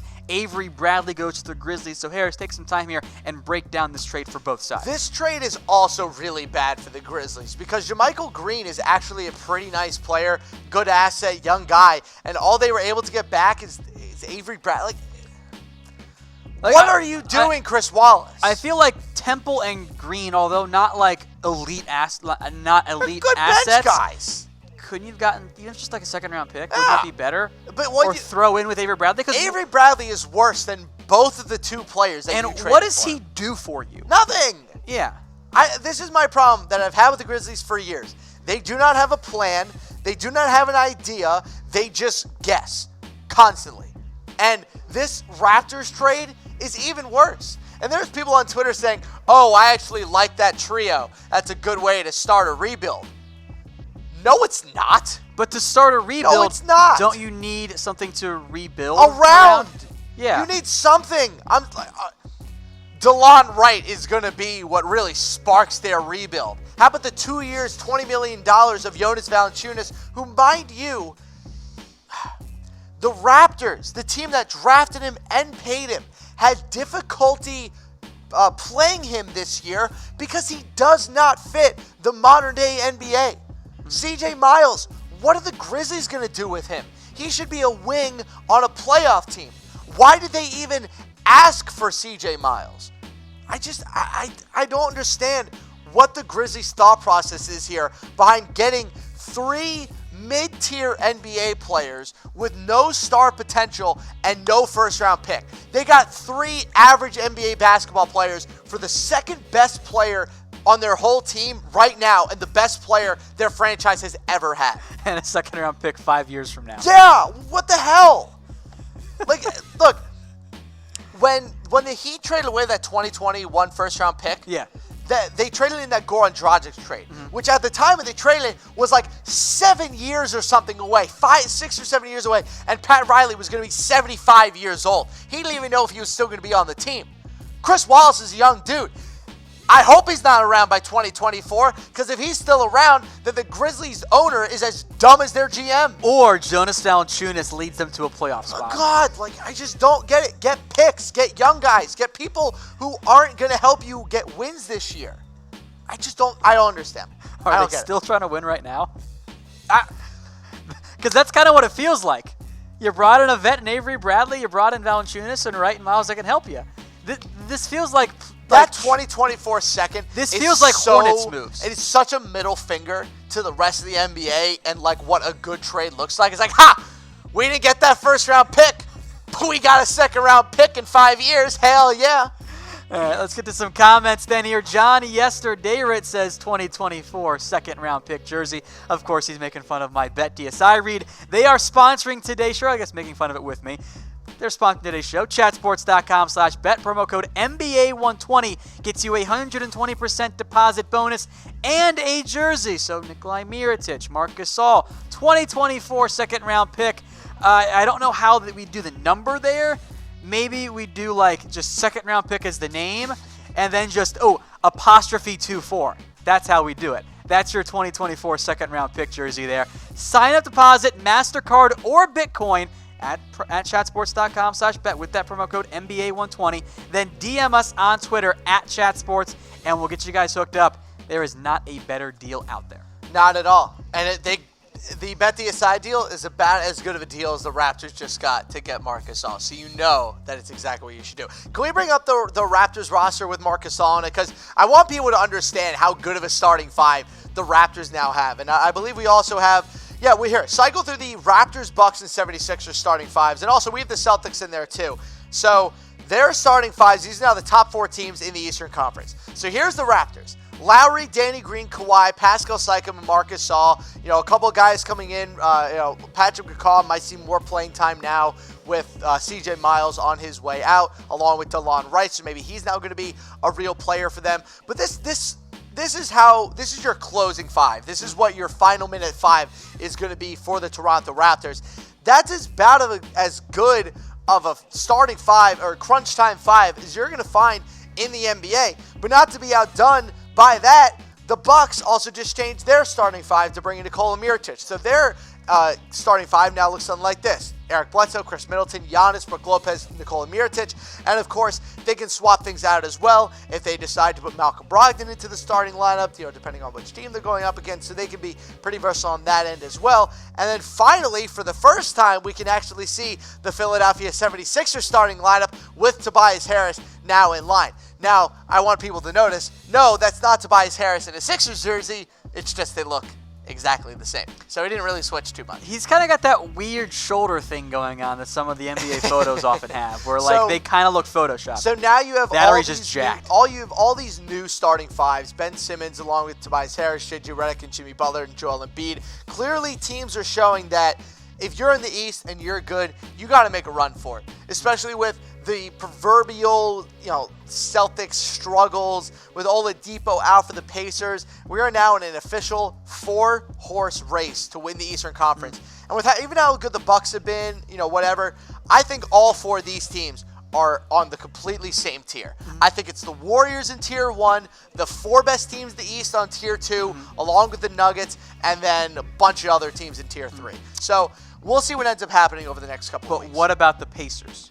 They still have a good overall mark despite the loss of Victor Oladipo. They are going to be a good team in the regular season that is going to get thrashed in the playoffs by a better team. They just don't have the. We've seen that before. Don't have the starting five. So the Raptors. Yes, they're okay. Is this year different for Toronto, Harris? Huh? Is this year different for Toronto?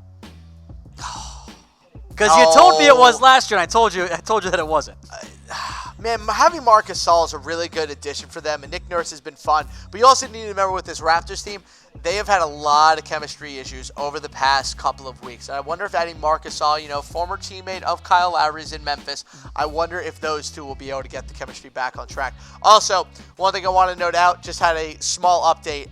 Marcin Gortat just got cut by the Clippers. We do have a lower third for that one as well. So not a big deal around that one. But notable for the buyout market. Yeah, buyout market, cutting some money off their cap as well. Helps the tank also. So Marcin Gortat no longer... Gortat, excuse me. The Polish Hammer. Yeah, no longer on the LA Clippers there. He has been waived. He'll be a buyout candidate. Let's get to some more comments from you guys watching here live on YouTube and on Facebook. Keep them flowing in the comments section. MKE Gary. He throws out the idea of Bradley Beal to the Bucks. Not anymore. Yeah. Maybe before the Mirotic trade, but it was never really realistic in the first place. Unless they were going to move like a Chris Middleton or Malcolm Brogdon, which I know they didn't want to because Mike Budenholzer and Chris Middleton have formed a really, really good relationship this year. Bradley Beal, right now, the only team I could realistically see him getting traded to is the Lakers, and I don't think the Wizards want to trade him. Yeah, because they had issues between Beal and Wall, and now Wall's out for the year. So there you go. All right, John Kruger throws out the idea of Cantor to Boston, which I think we might have mentioned before. Mentioned that a couple times. Boston likely to acquire him in the buyout market. Yeah, he's not. No one wants to take on a $14 million expiring contract. Danny Ainge ain't making no trade for Enes Kanter. Not when he wants Anthony Davis. Because the Knicks have to take back money, and they're not going to because he's a pending free agent. They can just allow him to leave. Yeah, so. It's probably not going to happen right now. All right, Matthew, any updates on Mike Conley? Nothing too much right now. I would say maybe a Jazz deal maybe ends up happening, but we haven't heard too much on that as we got about, 47, 45 minutes left. I think we're going to get a shock trade right at the deadline for Mike Conley. Okay. I think this is going to go down to the Wizards wire, it is, and then. he's going to be the Wizards. He's going to trade. God, I want to see it for your meltdown. John Wall to the Grizzlies for Mike Conley. Who says no? That'd be absolutely nuts. Right. Luis Soto, wait till 15 minutes, and he announces Pelicans send AD to the Knicks for Knox Robinson, this year's pick, and Dallas's 2 picks. It's a good idea in concept, but unless that pick this year is number 1 overall, I don't think the Pelicans want anything to do with it. Which, by the way... I could kind of see that possibly being a non-deadline trade. I think if the Knicks offered that, Knox, Robinson, and 3 first-round picks, including this year's pick... If I'm the Pelicans, I take it. Yeah. Because I know that, maybe you don't get Zion if it's not number 1 overall. But the number 2 and 3 prospects are 2 very good players. RJ Barrett is going to be a damn good NBA player, and John Morant, most likely the number 3 pick from Murray State. Maybe he's not Russell Westbrook like people are making him out to be, which is a fun. stupid comparison, by the way. He's also really good. He's a super fun player, and holy cow, he plays point guard. What a concept. Don't the Pelicans need a point guard? Yeah, they do. I actually think the Pelicans should take the Knicks offer if they end up trading for him. Another question coming in asking about Jeremy Lin here. I haven't heard anything about Lin right now. Very quiet. Makes me think that there's a small deal going on behind the scenes right now that people aren't talking about. Who says no? Jeremy Lin straight up for Cantor. Who says no? That would be fun. But they'll never bring back Linsanity. I wish that Linsanity actually worked out in New York Both of them City, are expiring, so there's like no downside. Hey, I'd love to see Jeremy Lin in Houston. Mike D'Antoni loved Jeremy Lin when he was in New York. And I actually think Jeremy Lin wouldn't be a bad player to back up a Chris Paul. Well, I guess they already have Austin Rivers, so they already have that role figured out. But I would love to see Jeremy Lin back with Mike D'Antoni. Right, keep those questions flowing. Edward Lloyd says the Pacers or Magic need Conley. Yeah, they do. If you're either of those 2 teams, does Mike Conley really help you win a title this year? I don't think the Magic should trade for Mike Conley. Doesn't make much sense to me for the Magic. I kind of get it, though, from the Pacers' perspective, depending on what the cost is. I'll put it this way. If Oladipo had a torn ACL and that was it, the Pacers make that trade regardless. But the fact that he had like a torn quad tendon, I'd be worried because you don't know when Oladipo is going to come back. So it's a little bit concerning. But look, if the Pacers still had Oladipo, they would 100% have traded. I feel like it would have already happened. Exactly. I think it would have happened before the Sixers got Tobias Harris, but sad face. Another one here from Edward Lloyd says, if I were the Pacers, I'd sign Gortat and trade for Conley. I mean, if you try to go all in right now, I do kind of get it there. Trading for Conley is a good idea. I don't know why signing Gortat is all of a sudden. Well, the Warriors will pick him up, so it's fine. Yeah, exactly. Gortat's also not really that good. So. No, he's not quite the same player he is anymore. So we have a big baseball trade that just happened. JT Realmuto just got traded to the Phillies. Oh, wait, really? Yeah, he just got shipped out. Oh, shit. There you go. All right, folks, type S if you have already subscribed to us on YouTube. Thank you, everyone who already has. Type that S there in the comment section. Of course, we're live here during the NBA trade deadline, and we don't just do NBA. We do NFL. We'll do some college basketball. We just mentioned baseball as well. If you have not already subscribed, well, get going. We mentioned baseball. Still counts. YouTube.com, rumors up there. Which is just classic baseball. They make a huge trade, and it gets overshadowed by the NBA trade deadline. YouTube.com/ChatSportsTV. For those of you watching on YouTube, well, just hit the subscribe button. It's sitting right there for you. All right, Muhammad asking if there is any LA news. I assume he means Lakers news. No Lakers news, but there's Clippers news that Marcin Gortat just got waived by the Clippers to enter the buyout market. Other small buyout market news, the Celtics are trying to move Jabari Bird to get a roster spot open for buyout season as well. Who wants just some Jabari posturing Bird? Right now. Hey, do you not want a attempted murderer? First thing when you hear Jabari Bird, you think, oh, is he Larry Bird's son? No. Because no one knows who Jabari Bird is. You just assume Bird Celtics. I'm trying here. I know you're trying here. Right. Silver Serrano, just fire that Walton guy, then the Lakers will go to the playoffs. Harris, do you think it's that simple? No. Because if you guys have been watching any of the Lakers rumors videos that we've been putting out for the past couple of weeks, you would know that if the Lakers fire Luke Walton, that Jason Kidd is the favorite to be their new coach, which doesn't make sense because Jason Kidd is an awful head coach. And if the Lakers fire Luke Walton, they should sign Mike Brown or sign Mark Jackson or hell, even try to get Jay Wright from Villanova. Okay, but hire Jason Kidd. Before you mention Jay Wright, those all kind of sound like, I don't know about They're all that idea. better than Jason damn Kidd, who was so bad that the Bucks had to fire him to save Giannis's career. That did kind of happen. So what, you're going to give it to LeBron with 4 years left of it? Come on. Boo. Fair enough. All right, Jose Cruz asking any Rockets news. They've made some lesser trades, is kind of the way I describe it, almost some cap-clearing trades. They brought in Wade Baldwin and Nick Stauskas and then shipped them out today as well. So maybe the buyout market becomes an option for them. They didn't acquire anyone important today. They got Iman Shumpert yesterday, which is a nice move, but they traded away Ennis today. All right, NLK Electric has one for us, and then I got another trade coming in here in just a second. But any Kings news, Harris? Kings news.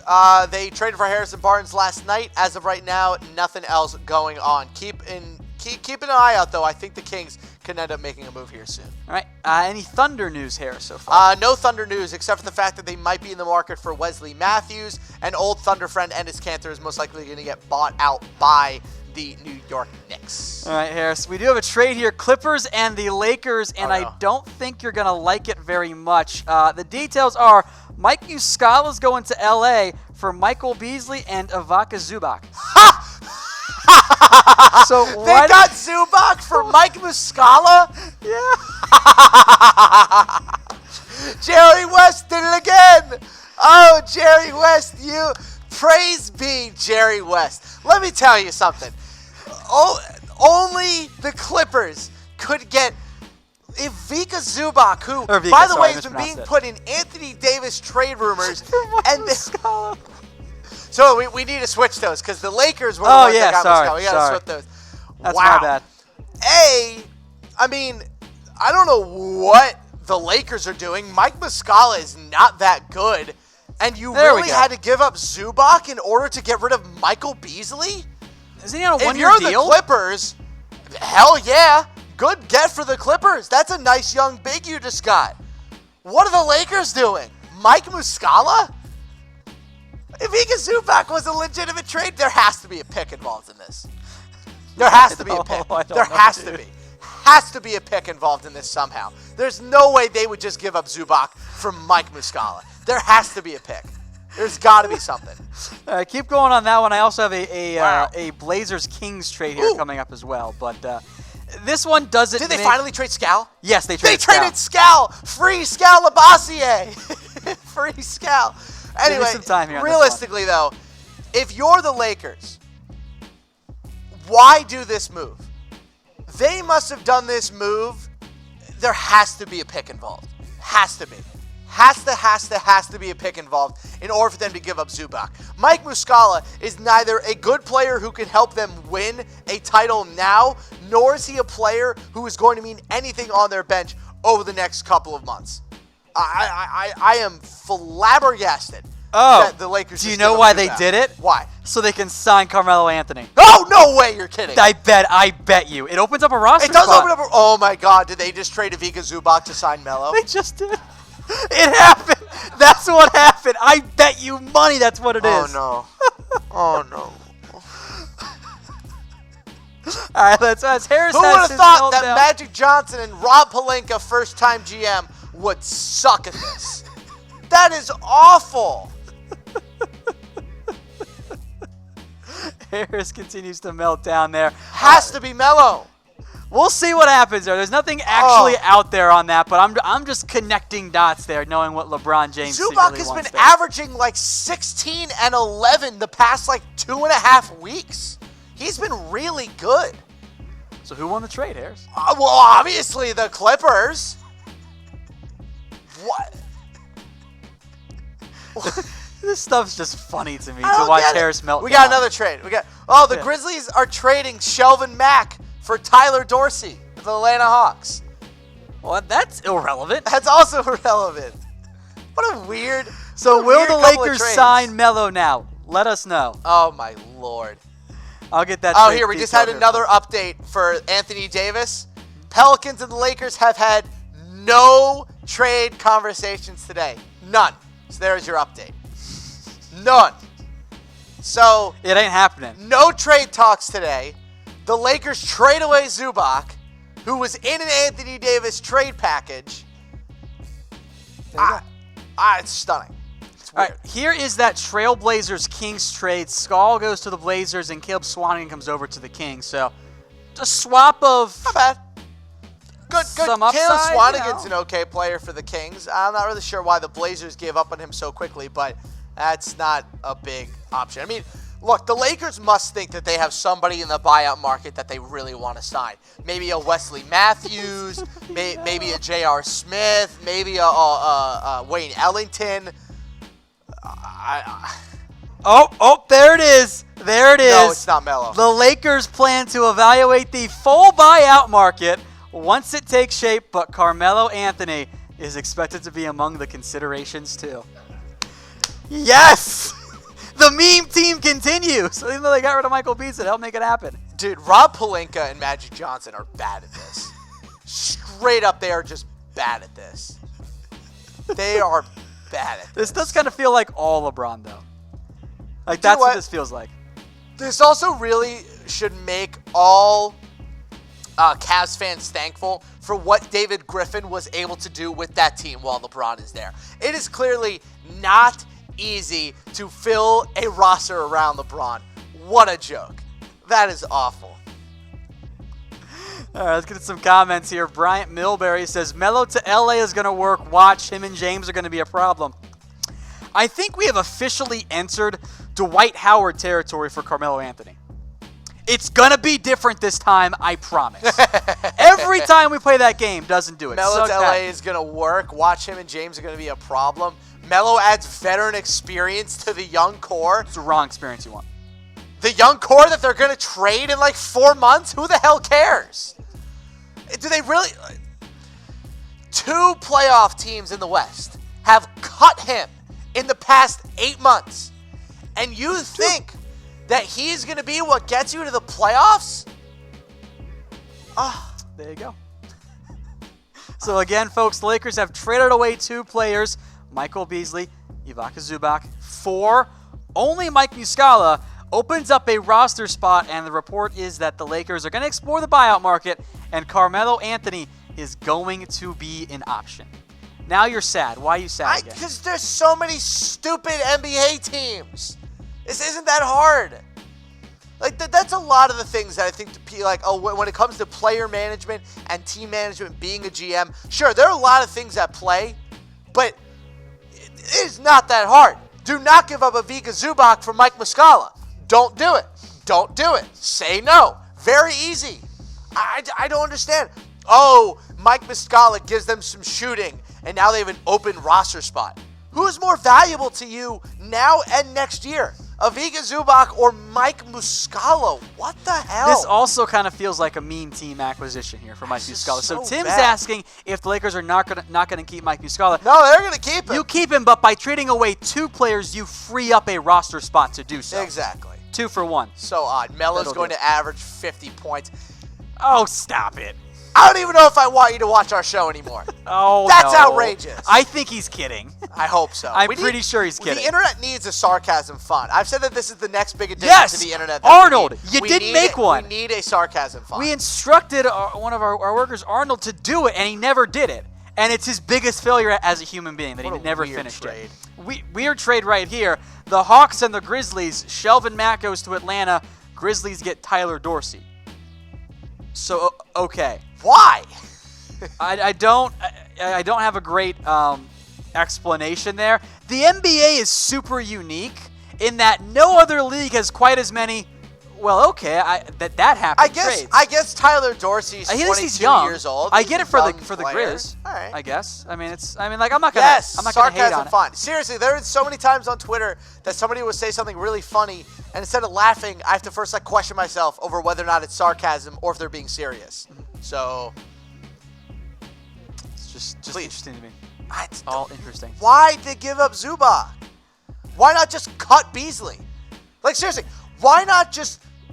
Michael's right. _S does mean sarcasm, but we need a font, too. There has to be another move here. I'm telling you, sarcasm font needs to be reverse italics. Why not trade? Why not just outright cut Michael Beasley? Why attach a quality young player to him in order to get Mike Muscala? Why not just cut Beasley and sign Melo? Like that. What?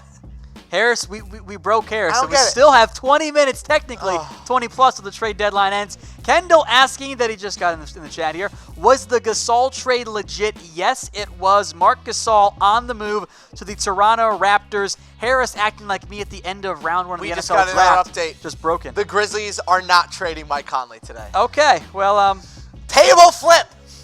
What are you doing, Memphis? I'll put that This is why you are irrelevant. Clapping hands in between words. This is why the Memphis Grizzlies have been irrelevant since the grit and grind Grizzlies ended. Because they do not know how to run a functioning basketball team. Why do you keep Mike Conley if you traded Marc Gasol for basically nothing?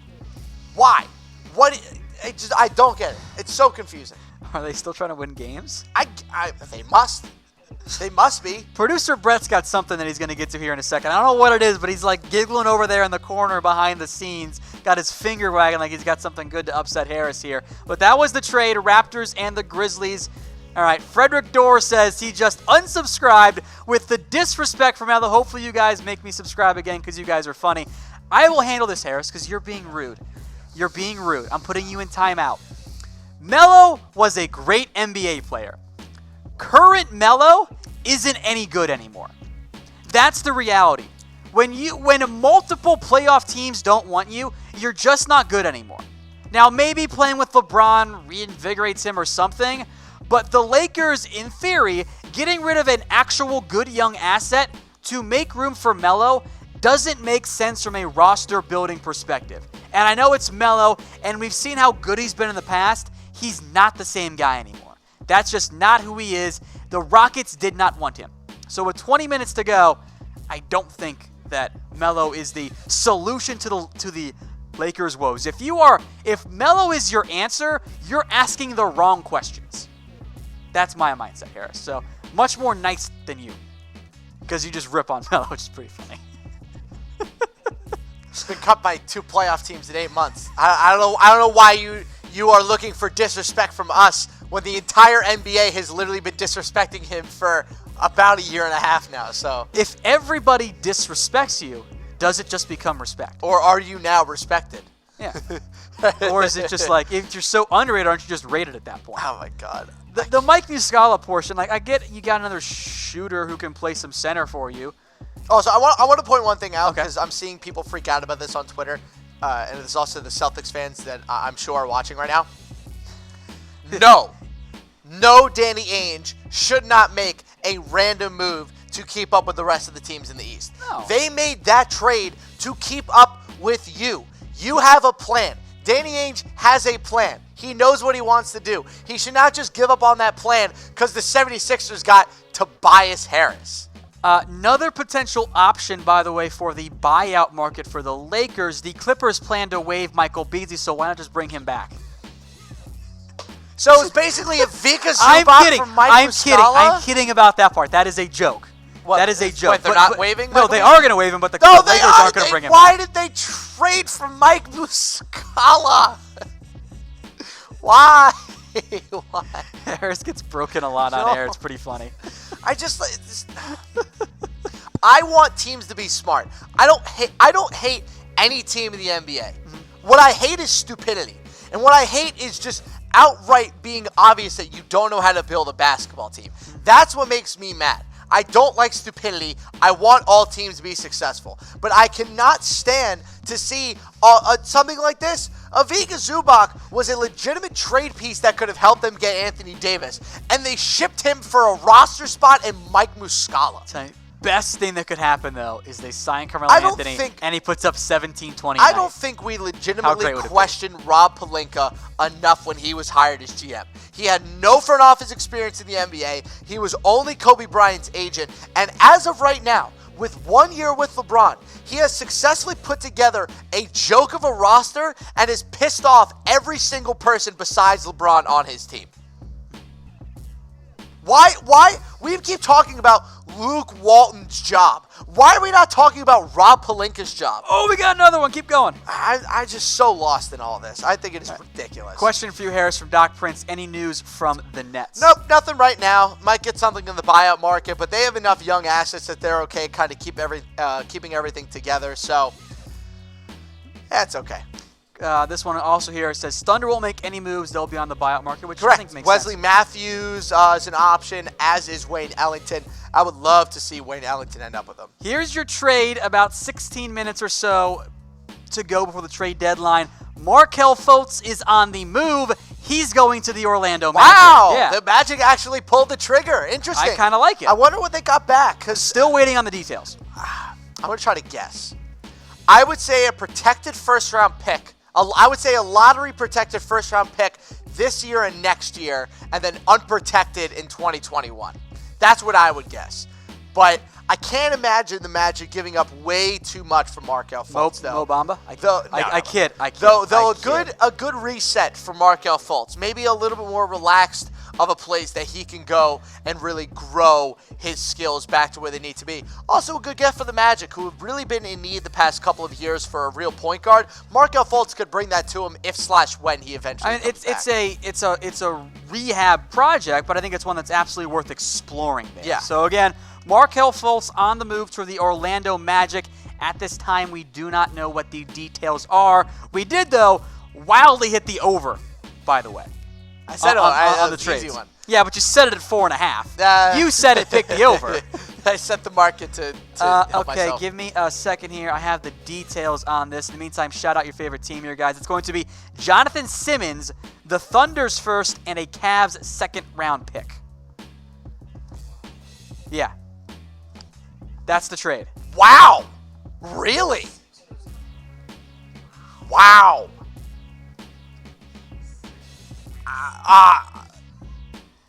Damn. So they got the Thunder's first-round pick this year. I believe it's this year, Plus yeah. a good bench player in Jonathan Simmons and another pick. Yeah. So there you go. I don't. That's a Cleveland Cavaliers second-round pick right there. That's basically a first. I need to get the years on those, but I think they're both this year. I think. I needed to check on that officially. That's a big old package. For, Fultz, who hasn't been. That's what she said. Whatever. That's a good package for Markelle Fultz. That's a lot. I thought they'd be able to get maybe half of that. Wow, that's interesting. Grade the trade. I got to give the Sixers an A. I mean, the Magic get like a B. I'll give the Magic like a B+. Elton. Oh, wow. Elton Good Brand. good trade by Elton Brand. I kind of like this deal for both teams, really. You Magic take a flyer. It's a late first and 2 late firsts in Jonathan Simmons. I don't think Simmons in reality is part of their long-term core. I wonder if the Sixers got the Magic to bid against themselves here for Fultz. I could see that being the case. I think that the Sixers were playing up the price a little bit on him, and I'm trying to make sure that this is a 2019 first, by the way. So that's what I'm doing here. But I like this trade for both teams. So shout out them. I like it more for the Sixers. I mean, I think this is a great trade for Philly. I mean, Jonathan Simmons is a nice, is a nice wing player that can come in and replace a couple of the guys that they trade away. Most likely replacing Wilson Chandler. Good bench guy for the playoffs. That first round pick is going to be super helpful since the Sixers, they have their one own. Apparently, that Thunder pick is top 20 protected, but that's not going to matter because. Yeah. The Thunder are going to be one of the top 3 seeds in the West this year, so not a huge deal. I'm trying to think what year that is. 2020 first round 2020? pick. Okay, that makes more sense. 2020 first round year. pick. So it's first round pick next year, which, I mean, still great trade for the 76ers. Good trade. And it's top 20 protected doesn't really matter. I think the Magic kind of got fleeced here, man. It depends on what happens to Markelle Fultz. Like, you're definitely taking a risk here. But, does it? But I don't. You're giving away. I consider it more of a first-round pick and a high second-round pick for Markelle Fultz. Late first, high second. Because Simmons, I don't think matters that much to the Magic, like beyond the next couple of years. They're not a year or two away. Simmons has more value to a team like the 76ers, who are trying to win now, could use some vet wings, than a Magic team that, well, they're bad. What's he really going to do? I think Jonathan Simmons is a really good pickup for the 76ers. I agree. I want to point that out. For this year, that's a really good move for them. They need to get they need to get something off the bench. But I will say this. It still looks bad. The Sixers swapped first-round picks with Boston and threw in a first. And all they really got out of it was Jonathan Simmons. who knows? Maybe that second round pick becomes something really good this year. Yeah, maybe but so. no, I think that you look back on that and yeah, it's definitely been a huge win for Boston. It's great for Fultz, by the way. Winner of Yes. this trade is Markelle Fultz. Yes. How Jordan Turner asking how long Fultz is out. I don't know. Your guess is as good as ours right now. No one Jordan. knows. I don't think he's going to come That's the back risk. this year, but he might come back by next year. I could see him back by the start of next season. I but mean, who knows? maybe this gets them. Maybe he gets going now because he's in position. Like he's away from Philadelphia, which I think for Fultz he needed to leave. It just was not working in the end. So Was not. I want to point something out about this first round pick. That pick has been traded. That pick was traded to Philly, to Orlando, and now back to Philly. So this 2020 first round pick is not exactly valuable. It's not overly valuable because remember it's the going to be Thunder, like number 25 overall. Exactly. So it's not going to be something overly valuable. But getting any sort of first-round pick back from Markieff Fultz. Actually, the more I think about this, the less fleeced I think the Magic got. It's just, I would have not gave them the second-round pick. Though I think that they were bidding against themselves or bidding with another team to try to get him. That's fair. I wouldn't be surprised if they, or there might reports come out that there's another team interested in Fultz. Do want to point out one thing, though, about Jonathan Simmons. He's only shooting like 22% from three this year. Ew. So, not great. That's not great. No. That's not great. But Markelle Fultz is off the board. I was hoping he'd get traded today. Good for him. I'm happy. Yep. All right, so any update to the Anthony Davis trade, Harris? No. Actually, the update is that there is no update. The Lakers and Pelicans have not spoken about a trade today. We have 10 minutes until the deadline. I said at the start of the show, there's a 2% chance, 2%, that Anthony Davis got traded today. And it's now less. It's now 0.02% chance that Anthony Davis gets traded. Especially because the Lakers traded Ivica Zubac for nothing. That doesn't help. There you go. Trey Ross says, Kevin Love is trash. No Lakers don't do it. What are we talking about? What? Was there like one of those fake trades in the comment section from you people? Oh, goodness. Y'all need a hug. I need a hug. It's just you're mad right now. I'm angry. I'm very angry. All right, Jeff Haney, why didn't the Bucks make any moves that make them more of a threat? I kind of feel, I totally feel that Nikola Mirotic is that move. Sir, this is a Wendy's, okay? The Bucks absolutely made a move that makes them more of a threat. I am the meme lord. All right, Nikola Mirotic is an amazing move for the Bucks, and they gave up. Basically, if you're the Bucks, you give up next to nothing for Nikola Mirotic, and also, mind you, they can re-sign Nikola Mirotic at the end of this year. Maybe they get off that Ersan Ilyasova contract and allow Mirotic to take his place on their cap. Mirotic is a really good pickup for the Bucks. I don't think it's as good as a Tobias Harris pickup, though I'm really not sold on that trade at all. I think the Mirotic pickup is great, but obviously the Raptors won the day getting Marc Gasol. I think that was was a easier great for them. move. Well, didn't the Clippers win the day? Haven't they won the deadline so far? Great question here. Perfect timing. Leon Evans, who is the biggest winner so far, Harris? Of course, we do still have 8 minutes left, so throw up the asterisk there that things could change. Clippers / Raptors, for sure, for me. I think getting Marc Gasol for them close to nothing is a really good move. And I think the Clippers, with all the assets that they've just been able to acquire, I cannot wait for them to trade Ivica Zubac to the Pelicans for Anthony Davis this summer. Because it's going to happen. Or maybe the Clippers trade for Anthony Davis with Ivica Zubac right now. And we get an Anthony Davis trade within the next 8 minutes. Pretty funny. That would be incredible. That would be legendary. The Clippers probably won't do it because they need to miss the playoffs to get their first-round pick. But if they trade their first-round pick to get Anthony Davis anyway, then it doesn't matter. Trade for Anthony Davis, Clippers. Go, Clips, go. Go, Jerry West. Look, they already stole Lee Jenkins from us, okay? The least I can do is hope that they're successful. They took one of the best writers in the NBA away from us for nothing. I think the Clippers have had a fantastic deadline. I'm somewhat intrigued by what obviously the Clippers have done. I think the Bucks have had a good deadline. I know it's been kind of minor stuff. I think they've been winners there, and you mentioned the Raptors, so I think kind of hit the main ones there. Fung711 Iffy.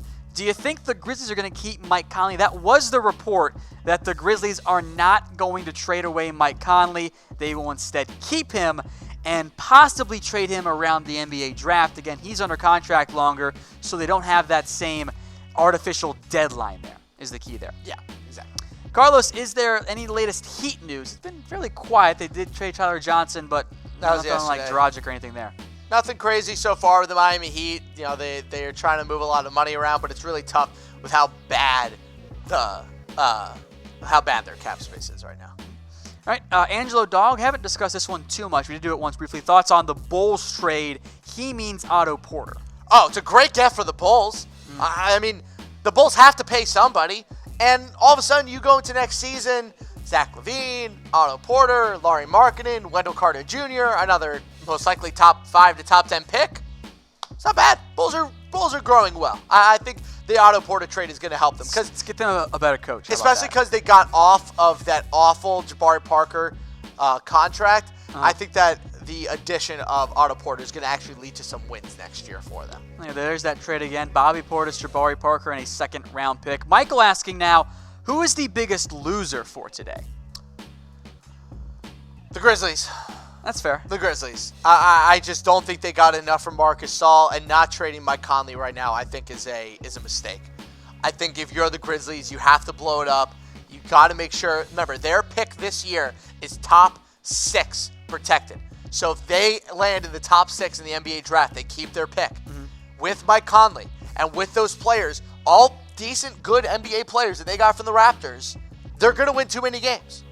And they're going to end up giving their first-round pick to the Celtics. I think you're hitting on my overarching point that I've mentioned before on multiple shows with you. You don't want to be average to below average. And that's kind of what Memphis is tracking towards. Like, Jonas Valanciunas is a nice player, but he doesn't fit the Grizzlies.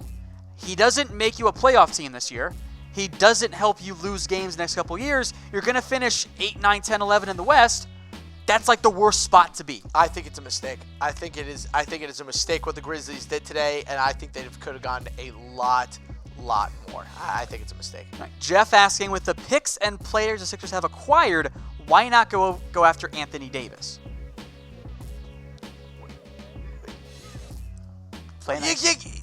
Who are you going to pay? That's too much money to get. Ben Simmons is up for a supermax like next year. Jimmy Butler's going to get the max this summer. Tobias Harris is going to get paid a ton too. Where's Anthony Davis going to play? I would have liked the trade before they got Tobias Harris, but unless you're trading Jimmy Butler for Anthony Davis, that's not going to happen.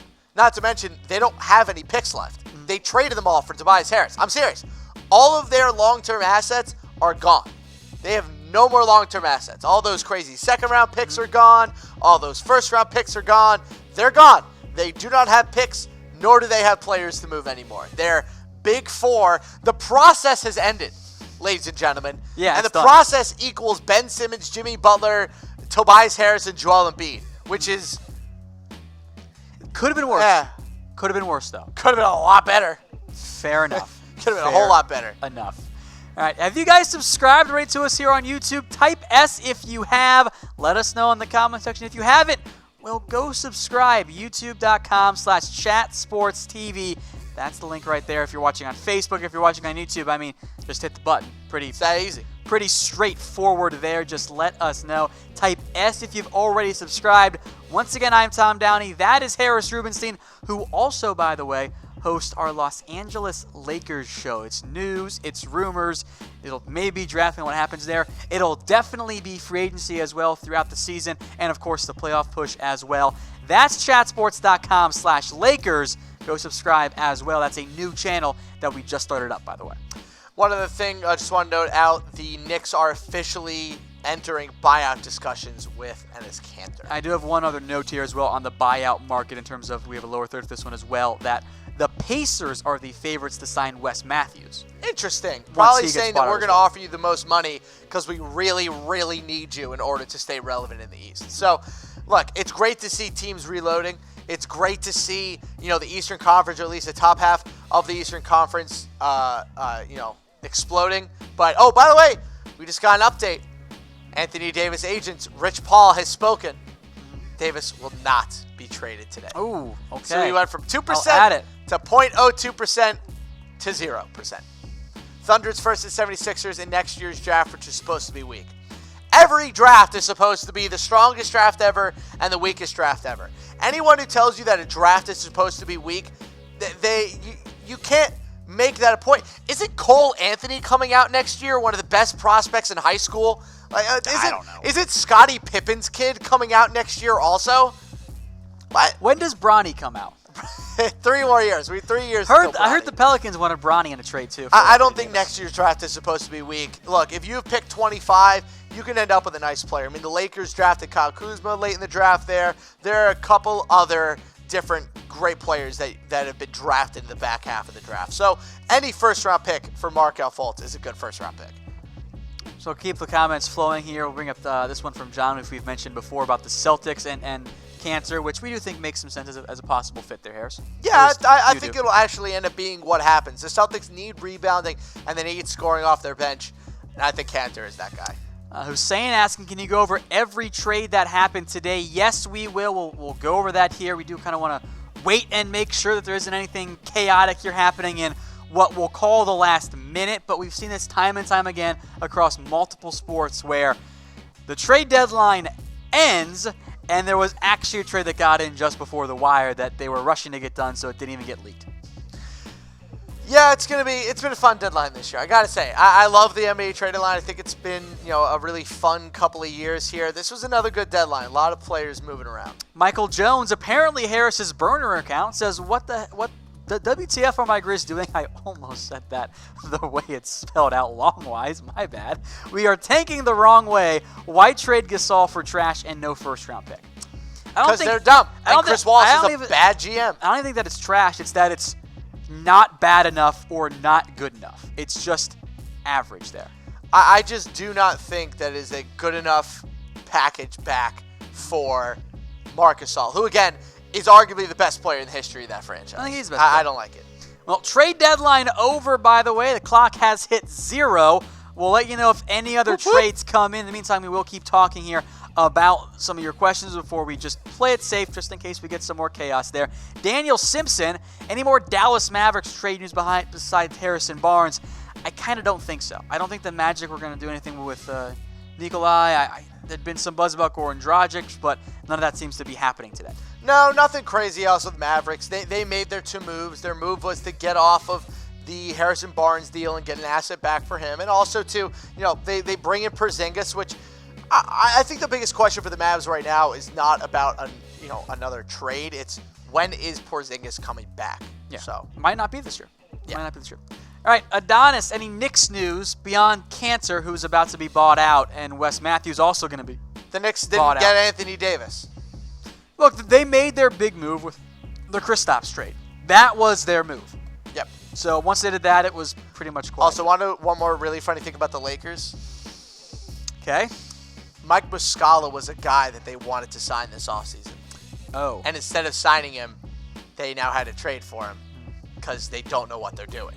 Okay. If there has been anything that has been exposed about the Lakers in the past 2 weeks or so, it has been very obvious to everyone involved.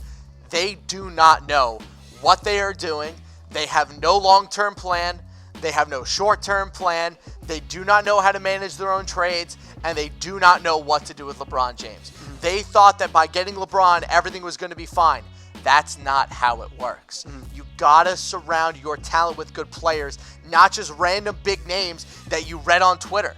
Like JaVale McGee, Lance Stevenson, and Michael Beasley are Twitter guys. They're guys that were fun that people like to talk about on Twitter. They were never legitimately good basketball players. Mm-hmm. So I'm never really sure anymore what the Lakers, what is their plan? I just don't get it.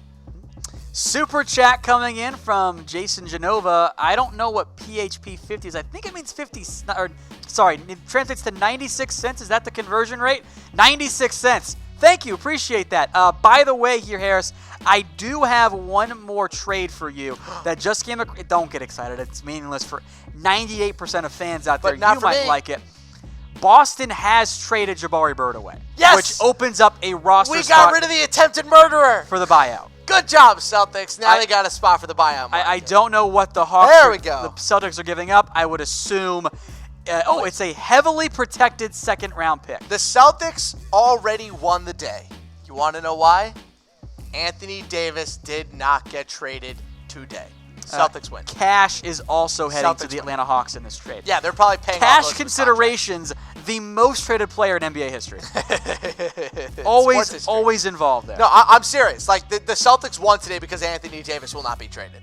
That's why they might not be a winner of the NBA trade deadline, but they won the day because they did enough to sabotage the Lakers' plans that allowed them to not get Anthony Davis. I am convinced that without the Celtics, the Lakers would have gotten Anthony Davis. But since they've been dangling Jason Tatum and all those first-round picks in front of the Pelicans, they just hung up the phone over and over and over again. So I interesting stuff. Think that is going to be the last trade of the day. Jabari Bird and Cash to the Boston Celtics.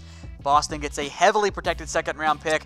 One of those that might not ever actually convert. No, of course not. Because you're just doing it because really Atlanta's doing Boston a favor almost. Oh, big favor. Yeah. And again, so Boston gained two things today. Yeah. Roster spot for the buyout market, chance to acquire Anthony Davis this offseason. Yeah. Win. There you go. So Bird to the Hawks there. We'll hang out a little bit longer just to be safe that we didn't miss any trades here. Every now and then that happens, but I don't think we'll get anything else here in these last 5 or 10 minutes of any extra trades there. Because the big names, Conley, the Magic players, already kind of got traded away that were going to be dealt there.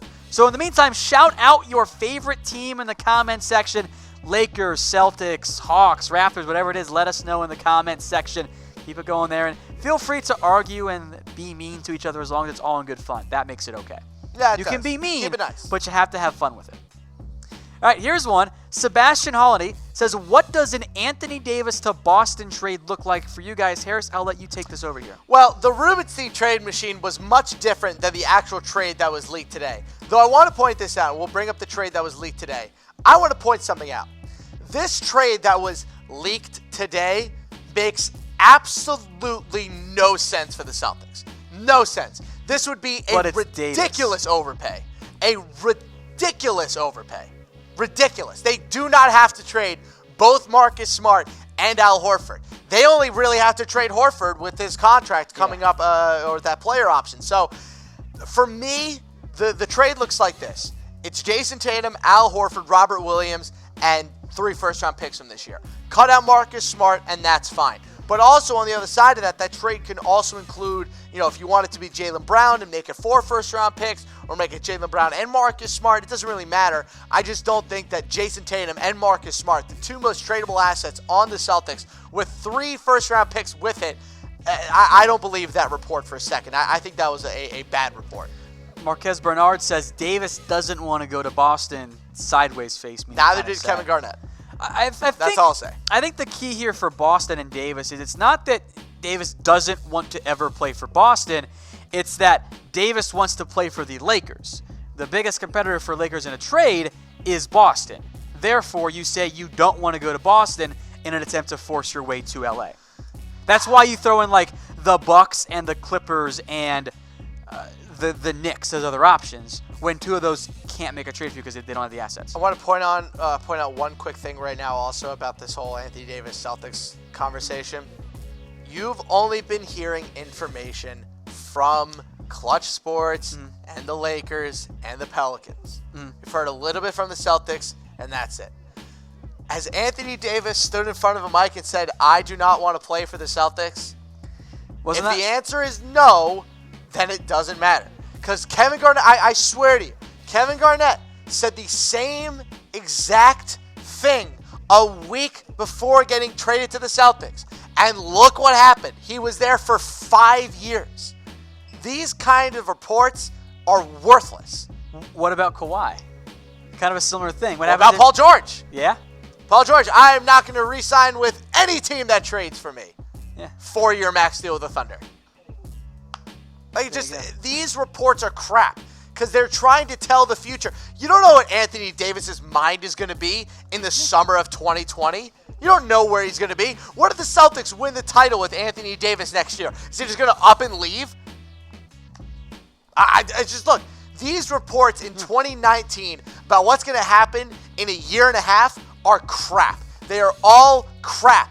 Don't listen to them. Don't believe them. Don't read them. They mean nothing. A year and a half ago, was Kevin Durant supposed to stay with the Warriors? Or like, it was a year and a half ago, Draymond Green, did they hate each other? Like, it just, so many things are going to change between now and the next year and a half. It is not worth reading too much into these reports. Very fair. All right, Jeff Haney, do you think LeBron is regretting leaving Cleveland? This was never about basketball. He even said it today. LeBron had the funniest quote ever today that really got just moved to the side. He basically said that I've already accomplished everything I wanted to in my NBA career. Everything else is just icing on the cake. He didn't go to the Lakers to win championships. He didn't go to the Lakers for legacy. He went to the Lakers because they're in Los Angeles. Space Jam too. Yeah, exactly. He went to the Lakers so he could launch a $750 million production company in downtown Los Angeles, which is already in line to produce 4 movies, 3 TV shows, and 2 documentaries. That's why he went to LA. This had nothing to do with basketball. It had everything to do with LeBron. So take a deep breath. All right, folks, I'm Tom Downey. Alongside me is Harris Rubenstein. We are finished with the NBA trade deadline, so let's recap all the deals that went down today. We'll give some analysis as well, and then stay tuned later on for some winners and losers as well. So we'll go to the big one, not from today, but the big one that kind of started all the chaos the past couple of days.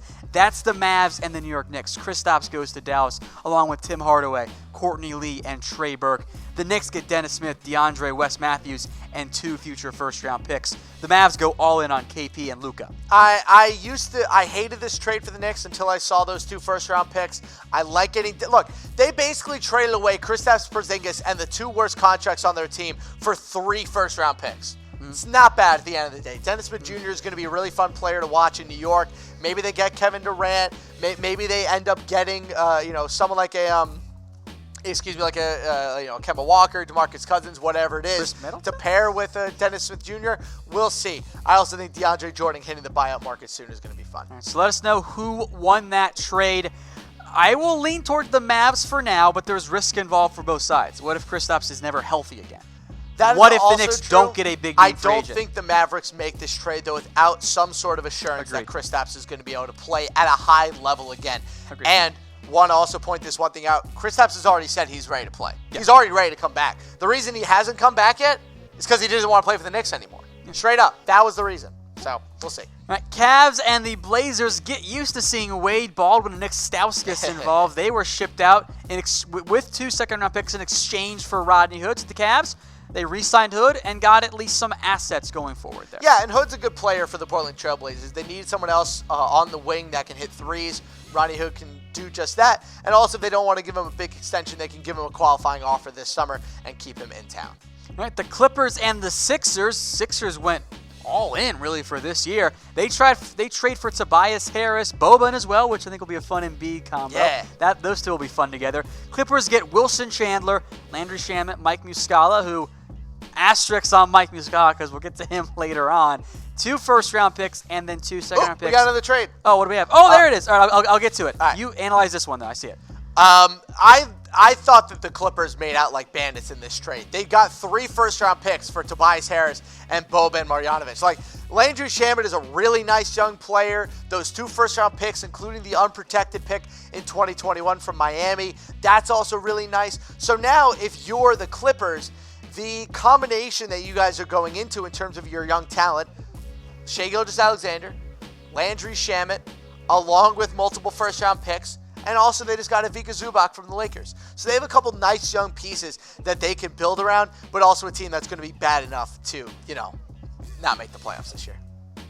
All right, some more trades here. The Detroit Pistons and the LA Lakers. Fima Michaluk and a second-round pick go for Reggie Bullock there, Harris. Yeah, it was so funny to me when everyone was calling the Lakers Svi Mykhailiuk on the Lakers, the next Klay Thompson. Now he gets traded 5 months later for, an okay wing player.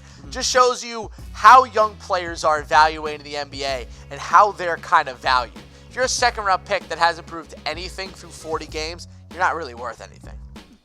All right, more trades. Stan Maker on the road. He goes to the Detroit Pistons. Stanley Johnson goes to the Bucks. And remember that name because he also got shipped out later. Yeah, good restart for Thon Maker. He'll be able to go to the Pistons and actually get some minutes. Stanley Johnson already got flipped, so not too much to analyze here. Quick one here as well, because Malachi Richardson later got waived by the Sixers. They trade more or less cash for a second-round pick and a European guy that's never going to come over and actually play. The Bulls-Wizards, meanwhile, they made a fairly notable trade. Otto Porter goes to Chicago in exchange for Bobby Portis, Jabari Parker, and a second-round pick, a move that you hate for the Wizards, Harris. Way too much about this, so I'm just going to say calmly, Ernie Grunfeld is the worst GM in basketball. Again, he has gotten just taken advantage of. There are very few GMs in basketball who could be taken advantage of by Garpax. One of the worst front offices in the NBA in the Chicago Bulls. But the Wizards did. And they look like idiots, as usual. All right, Suns and the Heat, Tyler Johnson, Wayne Ellington, the latter of whom is a very likely buyout candidate. They get shipped off to the Suns in exchange for Ryan Anderson. So Heat trying to clear up some contracts or cap space there. Really, yeah, good move for Tyler Johnson also. Gets out of Miami. Will definitely have more playing time in Phoenix. Just a little bit weird. I'm not really sure what the Miami Heat are planning to do right now, but shedding money is clearly on that plan. Another potential buyout candidate here, Markieff Morris. He goes to the Pelicans along with the second-round pick for Wesley Johnson as he got moved again. Wesley Johnson gets traded again Wizards, for like the 8th time. Okay, why? The NBA deadline featured quite a few. Okay, well, I guess that's But cool why? trades. Yeah. But I guess why? that's cool. Here's one that actually made sense. My personal favorite trade at the deadline this year. Zebo and Justin Jackson go out to the Mavs in exchange for Harrison Barnes. The Mavs free up cap space for this summer. They get a potentially decent young bench player in Justin Jackson, and the Kings get better right now with Harrison Barnes to make a push at the playoff run and then hopefully retain him as well.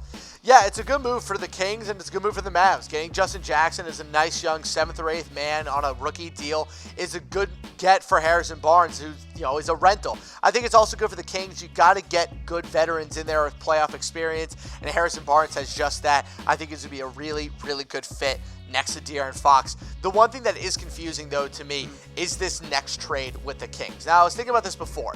If you got Harrison Barnes, why trade away Iman Shumpert? Why not just keep Shumpert and not do this deal? Because all they got was Alec Burks. And I'd argue Iman Shumpert is better. He's having a pretty good year this year. So just a little bit confused that's true, I guess. with the Kings' background on these trades. Like, they're not bad trades. Alex Burks is a nice player, and Harrison Barnes is going to do good things for him. I kind of like Burks, though.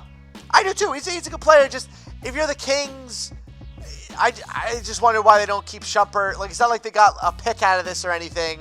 They just basically swapped him on Shumpert for Alec Burks. It's just a little strange for me. All right. That was also part of a big deal. Cavs got a first-round pick. That was the big boost for them as Stauskas and Baldwin get moved again.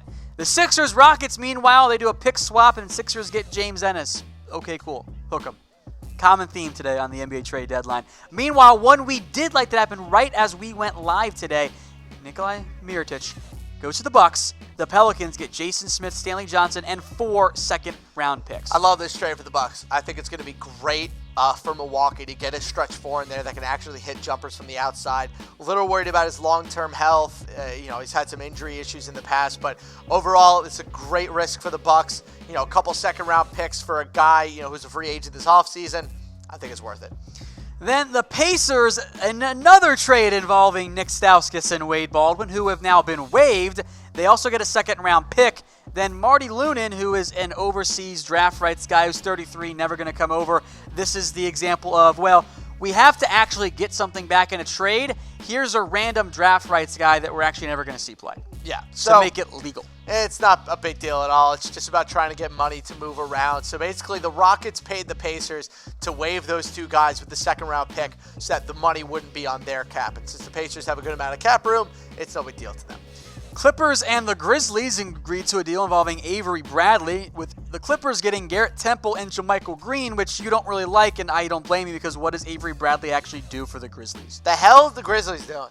Like what the actual hell are the Grizzlies doing? Trading away Garrett Temple, JaMychal Green, 2 decent trade pieces to get back nothing. They got nothing back. Avery Bradley is not worth time. And then this Marc Gasol trade, they got a bunch of players who could win games. Yeah. That's not the point here. The point is to not win games. Jonas Valanciunas, DeLon Wright, CJ Miles, and that 2024 second-round pick. So Grizzlies, I think, kind of caught in no man's land. Not good enough to make the playoffs, not bad enough to actually suck and tank. And Valanciunas, Wright, Miles just kind of keep you, well, we'll finish, 10th in the West or something. I am so tired I'm tired of raging about the Grizzlies. They aren't worth my time. We broke Harris once again. How about your rage about the Lakers? Mike Muscala comes over in exchange for Michael Beasley and Ivica Zubac, which, okay. But why? You know what I can't wait for? The Lakers game tonight against the Celtics. Because you're going to see a team that really, really hates everybody on it. And you're going to see a leader in LeBron James that is not going to get conducive play from the teammates around him. You're not going to see players who are going to want to be out there on the court, giving their hardest to a franchise that would have traded them away for nothing. I think that the way the Lakers handled this trade is as bad as any team has handled any prospective trade for as long as I can remember. They completely butchered this. They absolutely ruined their relationship with a lot of young players on this team. And now they trade away Zubac, one of the better young players on their team, to their crosstown rival for 6 months of Mike Muscala. There you go. It's just their cap space. We talk a lot about if Luke Walton's job is in jeopardy. We should be talking more about why is Rob Pelinka's job not in jeopardy. He and Magic Johnson have been awful. Legitimately awful. First Lakers-Clippers trade since 1983 amid some buzz that the Lakers could now sign Carmelo Anthony. Had been reported way back when that they weren't going to sign him unless a roster spot opened. And then a roster spot does open up now with this trade. And there has been a report that the Lakers will at least consider adding Carmelo to the meme team. There you go. Sad. All right, the other trade here, Portland and the Kings swapping big men. Caleb Swanigan goes for Skull, my boy. I like it. It's a good trade for both sides. You're just trading away 2 former first-round picks that have both kind of just been busts. Again, might be a better fit on their new teams. Change the scenery. Maybe it works, Who knows? We'll see. Another kind of okay, cool hook'em trade. Shelvin Mack to the Hawks, Tyler Dorsey to the Grizzlies. Grizzlies got a young option. Hawks are going to waive Shelvin Mack, by the way. I'm done raging. So there you go. This was a fun one that broke in just before the end of the actual trade deadline. The Sixers and the Magic. The Magic get Markelle Fultz. He does go on the move. Gets to have a new chance at a second life in the NBA. Meanwhile, Jonathan Simmons, a first-round pick in 2020 from the Thunder, and the Cleveland Cavaliers second-round pick go to the Philadelphia 76ers, Harris. I have switched.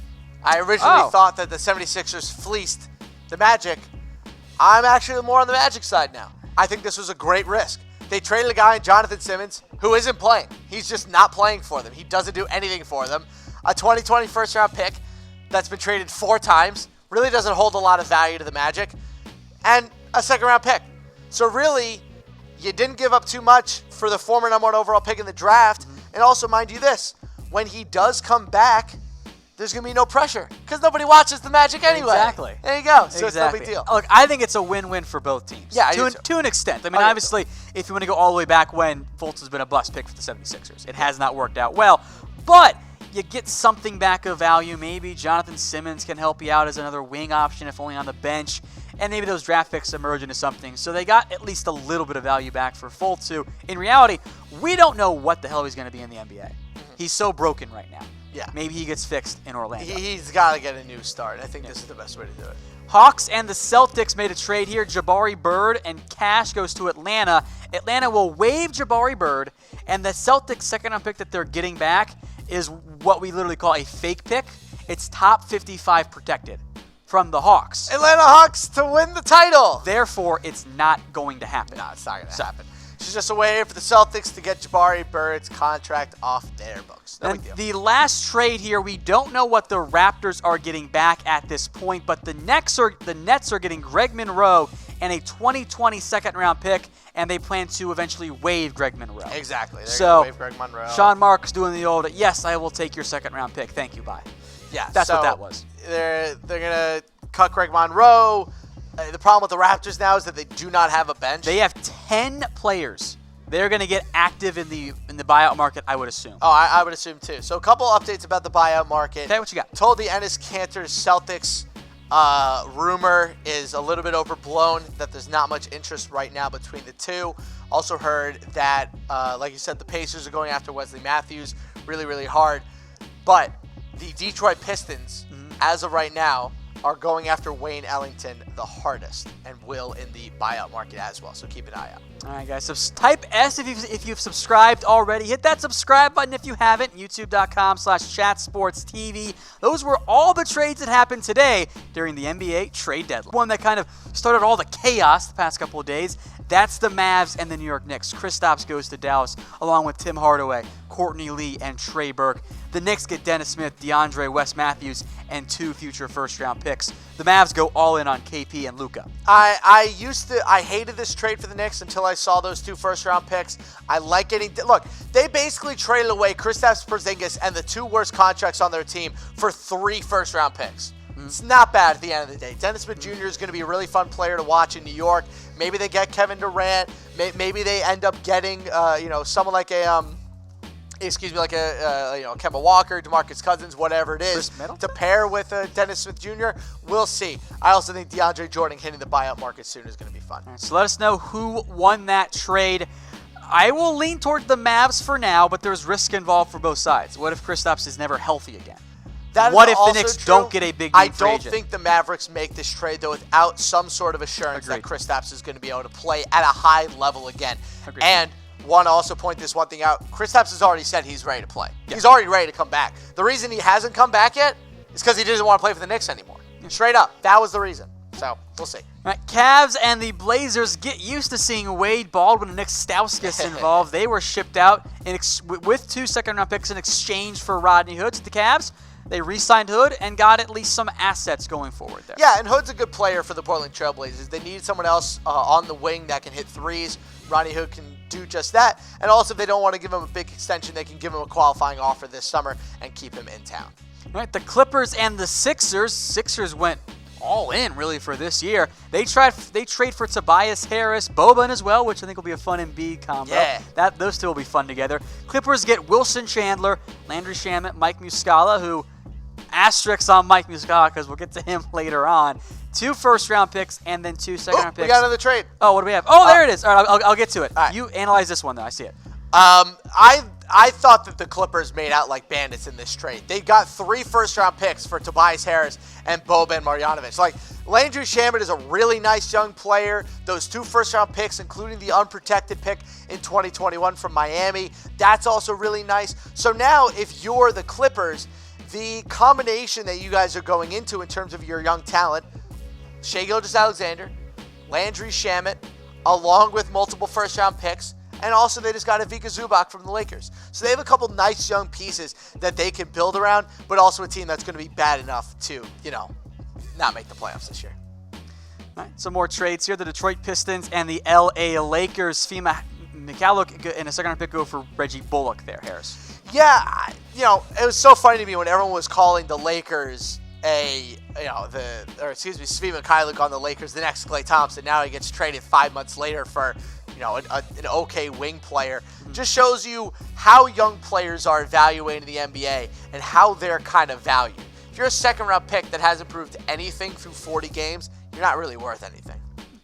All right, more trades. Thon Maker on the road. He goes to the Detroit Pistons. Stanley Johnson goes to the Bucks. And remember that name because he also got shipped out later. Yeah, good restart for Thon Maker. He'll be able to go to the Pistons and actually get some minutes. Stanley Johnson already got flipped, so not too much to analyze here. Quick one here as well, because Malachi Richardson later got waived by the Sixers. They trade more or less cash for a second-round pick and a European guy that's never going to come over and actually play. The Bulls-Wizards, meanwhile, they made a fairly notable trade. Otto Porter goes to Chicago in exchange for Bobby Portis, Jabari Parker, and a second-round pick, a move that you hate for the Wizards, Harris. Way too much about this, so I'm just going to say calmly, Ernie Grunfeld is the worst GM in basketball. Again, he has gotten just taken advantage of. There are very few GMs in basketball who could be taken advantage of by Garpax, one of the worst front offices in the NBA, the Chicago Bulls. But the Wizards did, and they look like idiots, as usual. All right, Suns and the Heat, Tyler Johnson, Wayne Ellington, the latter of whom is a very likely buyout candidate. They get shipped off to the Suns in exchange for Ryan Anderson. So Heat trying to clear up some contracts or cap space there. Really, yeah, good move for Tyler Johnson also. Gets out of Miami. Will definitely have more playing time in Phoenix. Just a little bit weird. I'm not really sure what the Miami Heat are planning to do right now, but shedding money is clearly on that plan. Another potential buyout candidate here, Markieff Morris. He goes to the Pelicans along with the second-round pick for Wesley Johnson as he got moved again. Wesley Johnson gets traded again Wizards, for like the 8th time. Okay, why? The NBA deadline featured quite a few.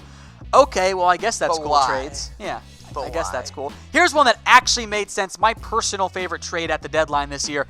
Zebo and Justin Jackson go out to the Mavs in exchange for Harrison Barnes. The Mavs free up cap space for this summer. They get a potentially decent young bench player in Justin Jackson, and the Kings get better right now with Harrison Barnes to make a push at the playoff run and then hopefully retain him as well. Yeah, it's a good move for the Kings, and it's a good move for the Mavs. Getting Justin Jackson as a nice young 7th or 8th man on a rookie deal is a good get for Harrison Barnes, who is a rental. I think it's also good for the Kings. You got to get good veterans in there with playoff experience, and Harrison Barnes has just that. I think it's going to be a really, really good fit next to De'Aaron Fox. The one thing that is confusing, though, to me is this next trade with the Kings. Now, I was thinking about this before.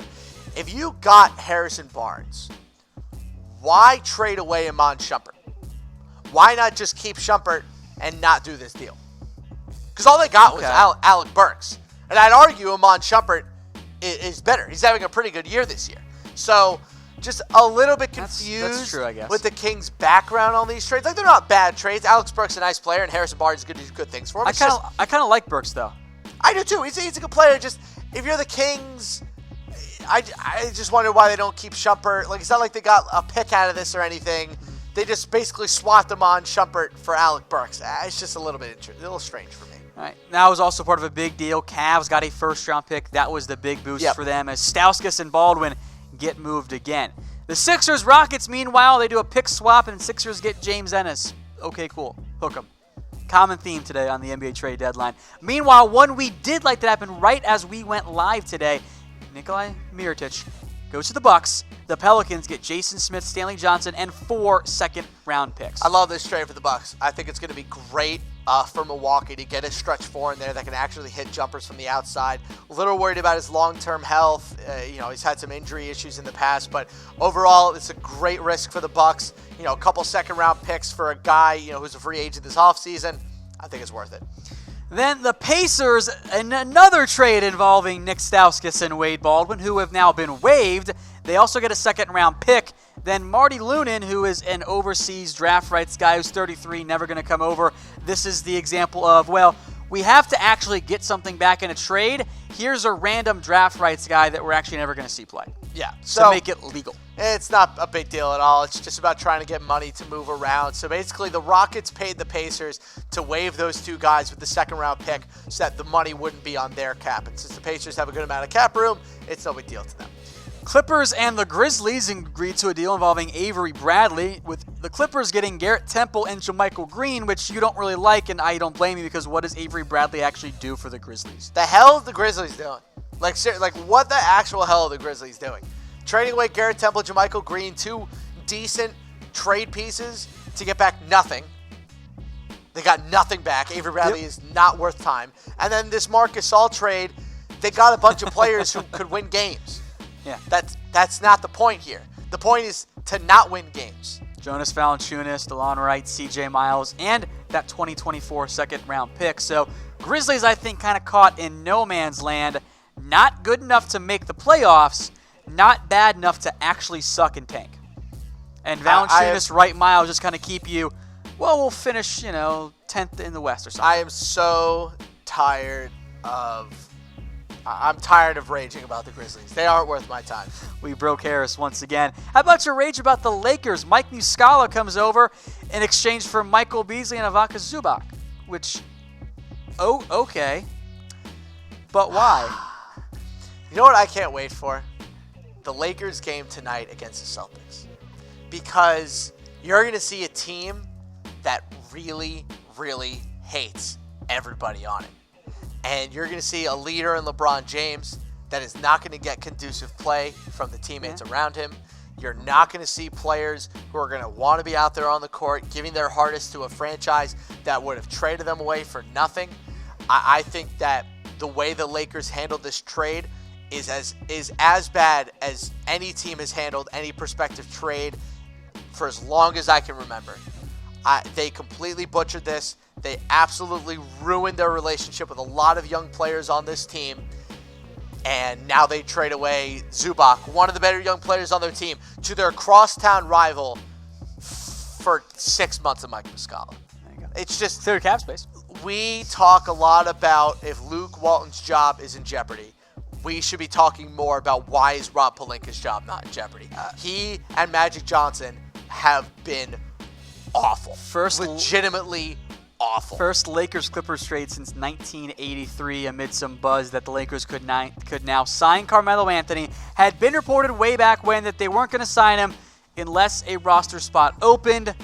And then a roster spot does open up now with this trade. And there has been a report that the Lakers will at least consider adding Carmelo to the meme team. There you go. Sad. All right, the other trade here, Portland and the Kings swapping big men. Caleb Swanigan goes for Skull, my boy. I like it. It's a good trade for both sides. You're just trading away 2 former first-round picks that have both kind of just been busts.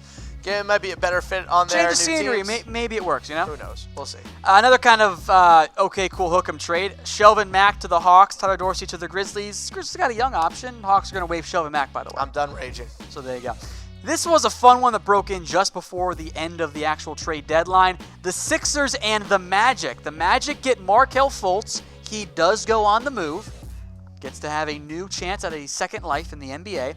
Meanwhile, Jonathan Simmons, a first-round pick in 2020 from the Thunder, and the Cleveland Cavaliers second-round pick go to the Philadelphia 76ers, Harris. I have switched. I originally thought that the 76ers fleeced the Magic. I'm actually more on the Magic side now. I think this was a great risk. They traded a guy in Jonathan Simmons who isn't playing. He's just not playing for them. He doesn't do anything for them. A 2020 first-round pick that's been traded 4 times really doesn't hold a lot of value to the Magic, and a second-round pick. So really, you didn't give up too much for the former number 1 overall pick in the draft. And also, mind you this, when he does come back, there's going to be no pressure because nobody watches the Magic anyway. Exactly. There you go. So it's no big deal. Look, I think it's a win-win for both teams. Yeah, to an extent. I mean, obviously, if you want to go all the way back when Fultz has been a bust pick for the 76ers, it has not worked out well. But you get something back of value. Maybe Jonathan Simmons can help you out as another wing option, if only on the bench. And maybe those draft picks emerge into something. So they got at least a little bit of value back for Fultz, who, in reality, we don't know what the hell he's going to be in the NBA. He's so broken right now. Yeah. Maybe he gets fixed in Orlando. He's got to get a new start. I think this is the best way to do it. Hawks and the Celtics made a trade here. Jabari Bird and Cash goes to Atlanta. Atlanta will waive Jabari Bird, and the Celtics' second-round pick that they're getting back is what we literally call a fake pick. It's top 55 protected from the Hawks. Atlanta Hawks to win the title. Therefore, it's not going to happen. No, it's not going to happen. It's just a way for the Celtics to get Jabari Bird's contract off their books. No big deal. The last trade here, we don't know what the Raptors are getting back at this point, but the Nets are getting Greg Monroe and a 2020 second-round pick, and they plan to eventually waive Greg Monroe. Exactly. They're going to waive Greg Monroe. Sean Marks doing the old, yes, I will take your second-round pick. Thank you, bye. Yeah, that's what that was. They're going to cut Greg Monroe. The problem with the Raptors now is that they do not have a bench. They have 10 players. They're going to get active in the buyout market, I would assume. Oh, I would assume too. So a couple updates about the buyout market. Okay, what you got? Told the Enes Kanter Celtics rumor is a little bit overblown, that there's not much interest right now between the two. Also heard that, like you said, the Pacers are going after Wesley Matthews really, really hard. But the Detroit Pistons, as of right now, are going after Wayne Ellington the hardest and will in the buyout market as well. So keep an eye out. All right, guys. So type S if you've subscribed already. Hit that subscribe button if you haven't. YouTube.com/chatsportstv. Those were all the trades that happened today during the NBA trade deadline.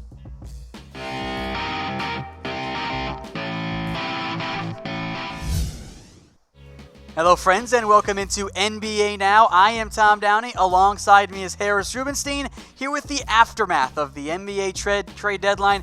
A very active one over the past couple of days, really. All kinds of moves, some awesome, some not so awesome, some of the okay, that happened variety. So let's take a look now at the winners and the losers from the trade deadline. We'll start with the positive side of things out in LA with the Clippers, Harris. Yes, not the Lakers. The Clippers were an absolute winner.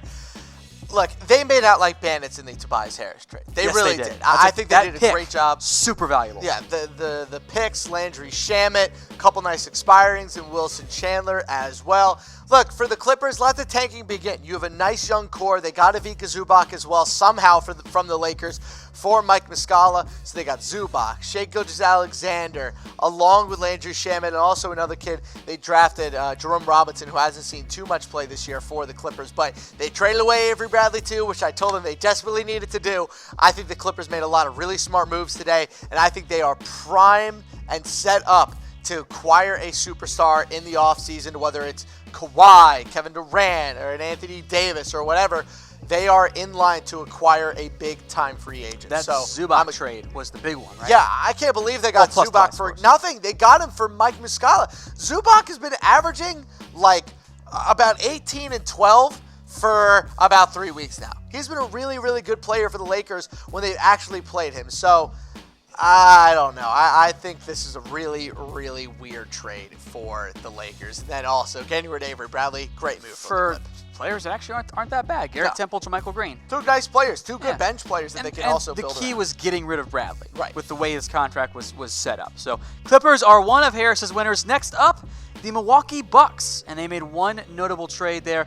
Nikola Mirotic, who is a good fit for that roster. Yeah, and I think it's going to be really meaningful in the playoffs for the Milwaukee Bucks. They needed just another stretch four guy, and also they just needed another big-time scorer on their team. And I think they were able to acquire that without giving up too many assets. They give up Jason Smith, Stanley Johnson, and a couple of second-round picks. Who cares about second-round picks? Teams like the Pelicans care about second-round picks. Exactly. Not teams that are bad like the Bucks. So it's a good move for the Bucks. Mirotic is only around for half a season.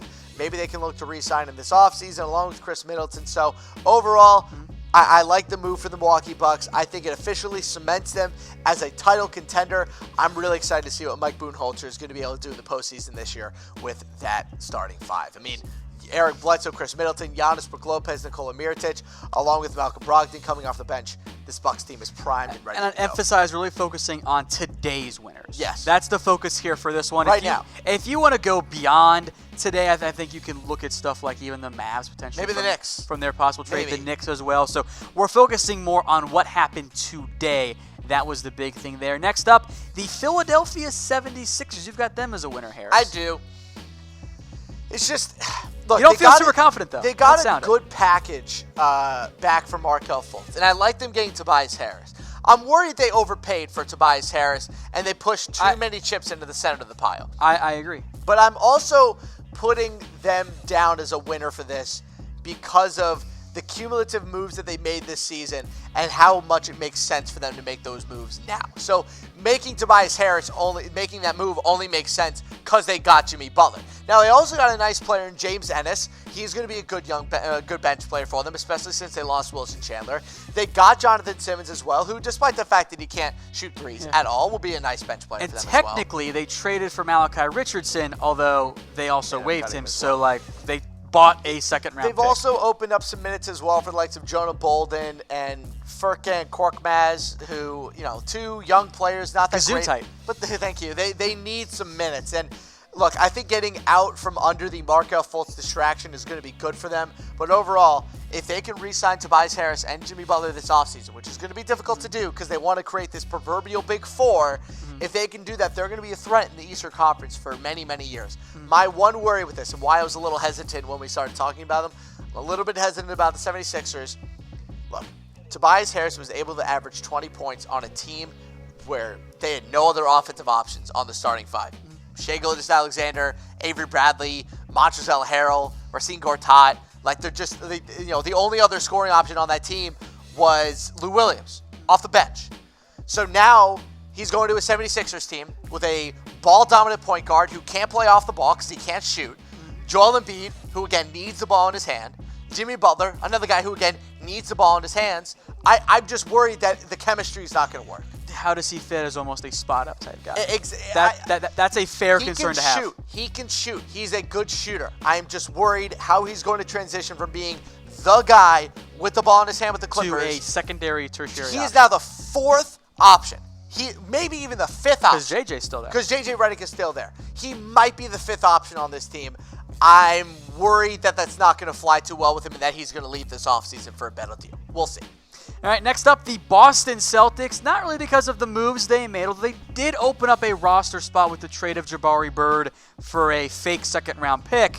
But Anthony Davis did not get traded. That's a win for Boston. Keeps them alive for a move in the offseason. Not only does it keep them alive, I am convinced that they are now in pole position to get Anthony Davis. And if you're the Celtics, you aren't worried about Anthony Davis saying he's not going to re-sign with you. You're not worried about any of this. Your worries are this. I need to re-sign Kyrie Irving this summer. I want to trade for Anthony Davis.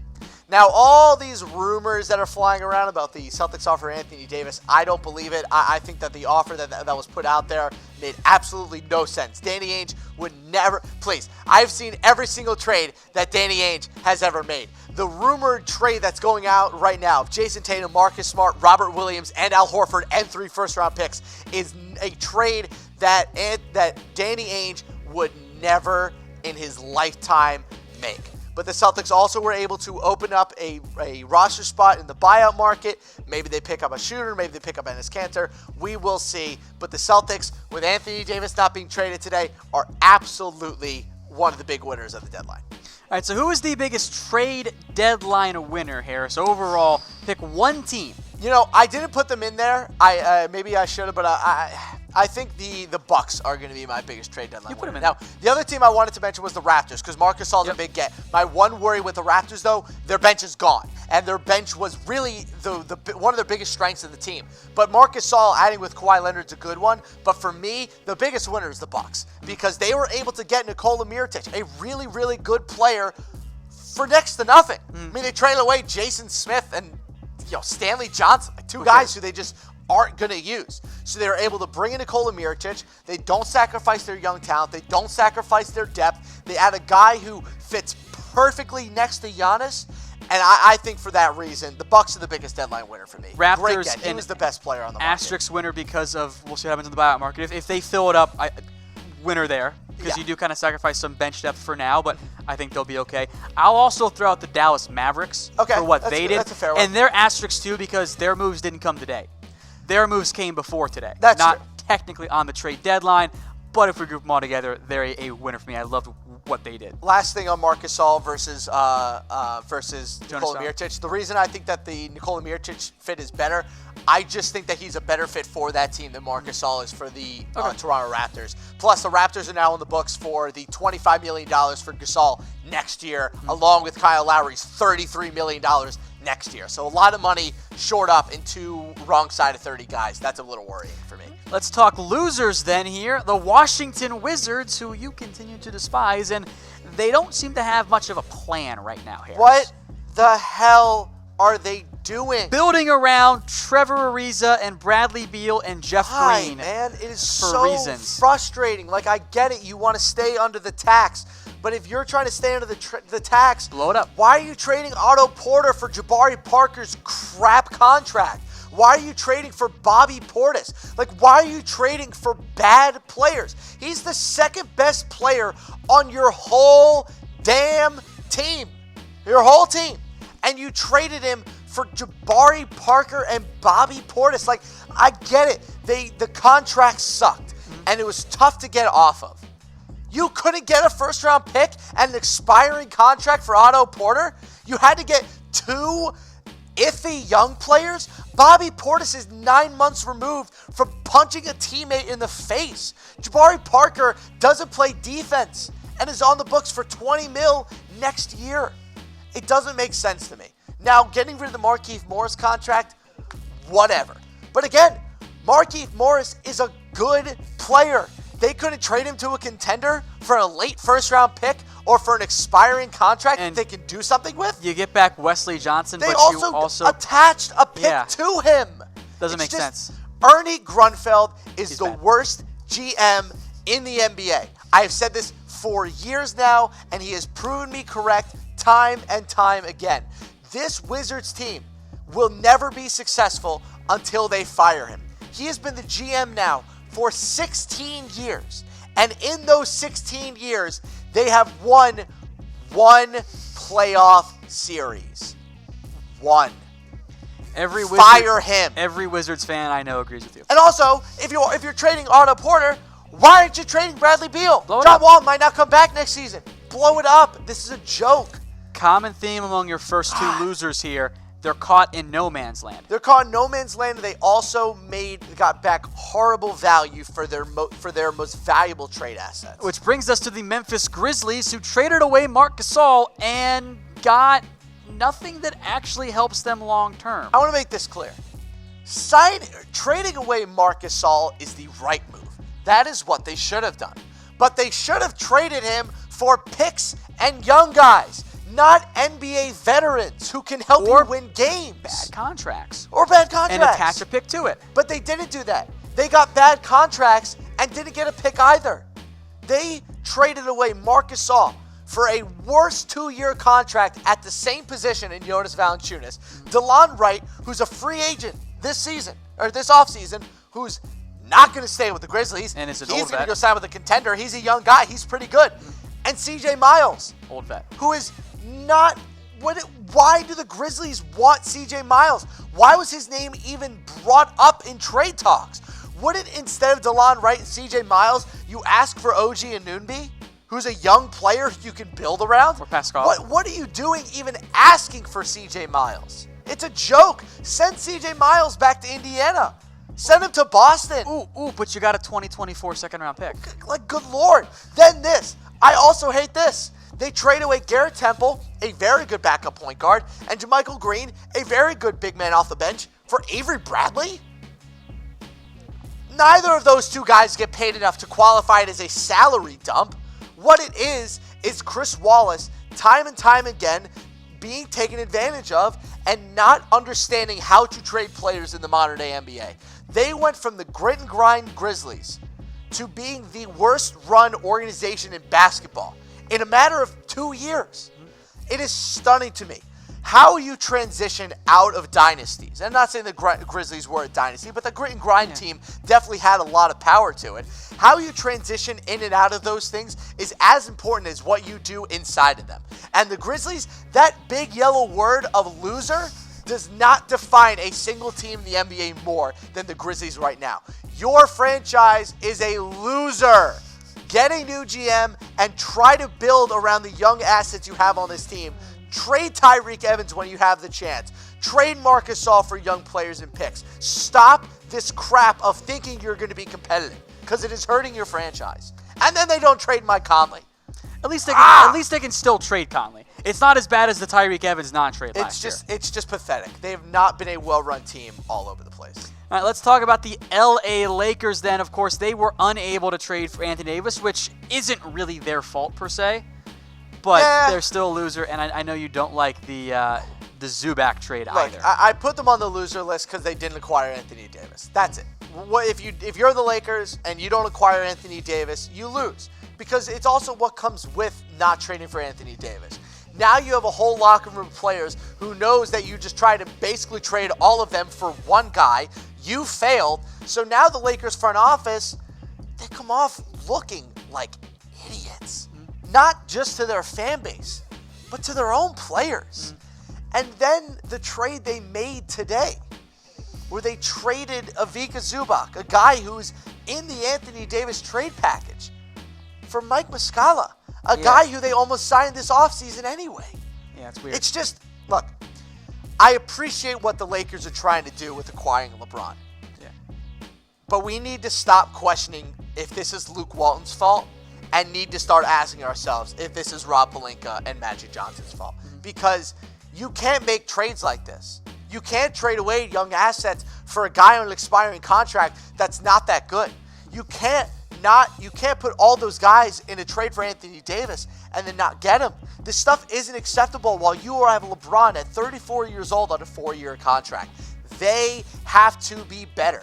And if they try to pit this on Luke Walton, then they just come off looking even worse. Yeah. Look at their title odds. Vegas knows all.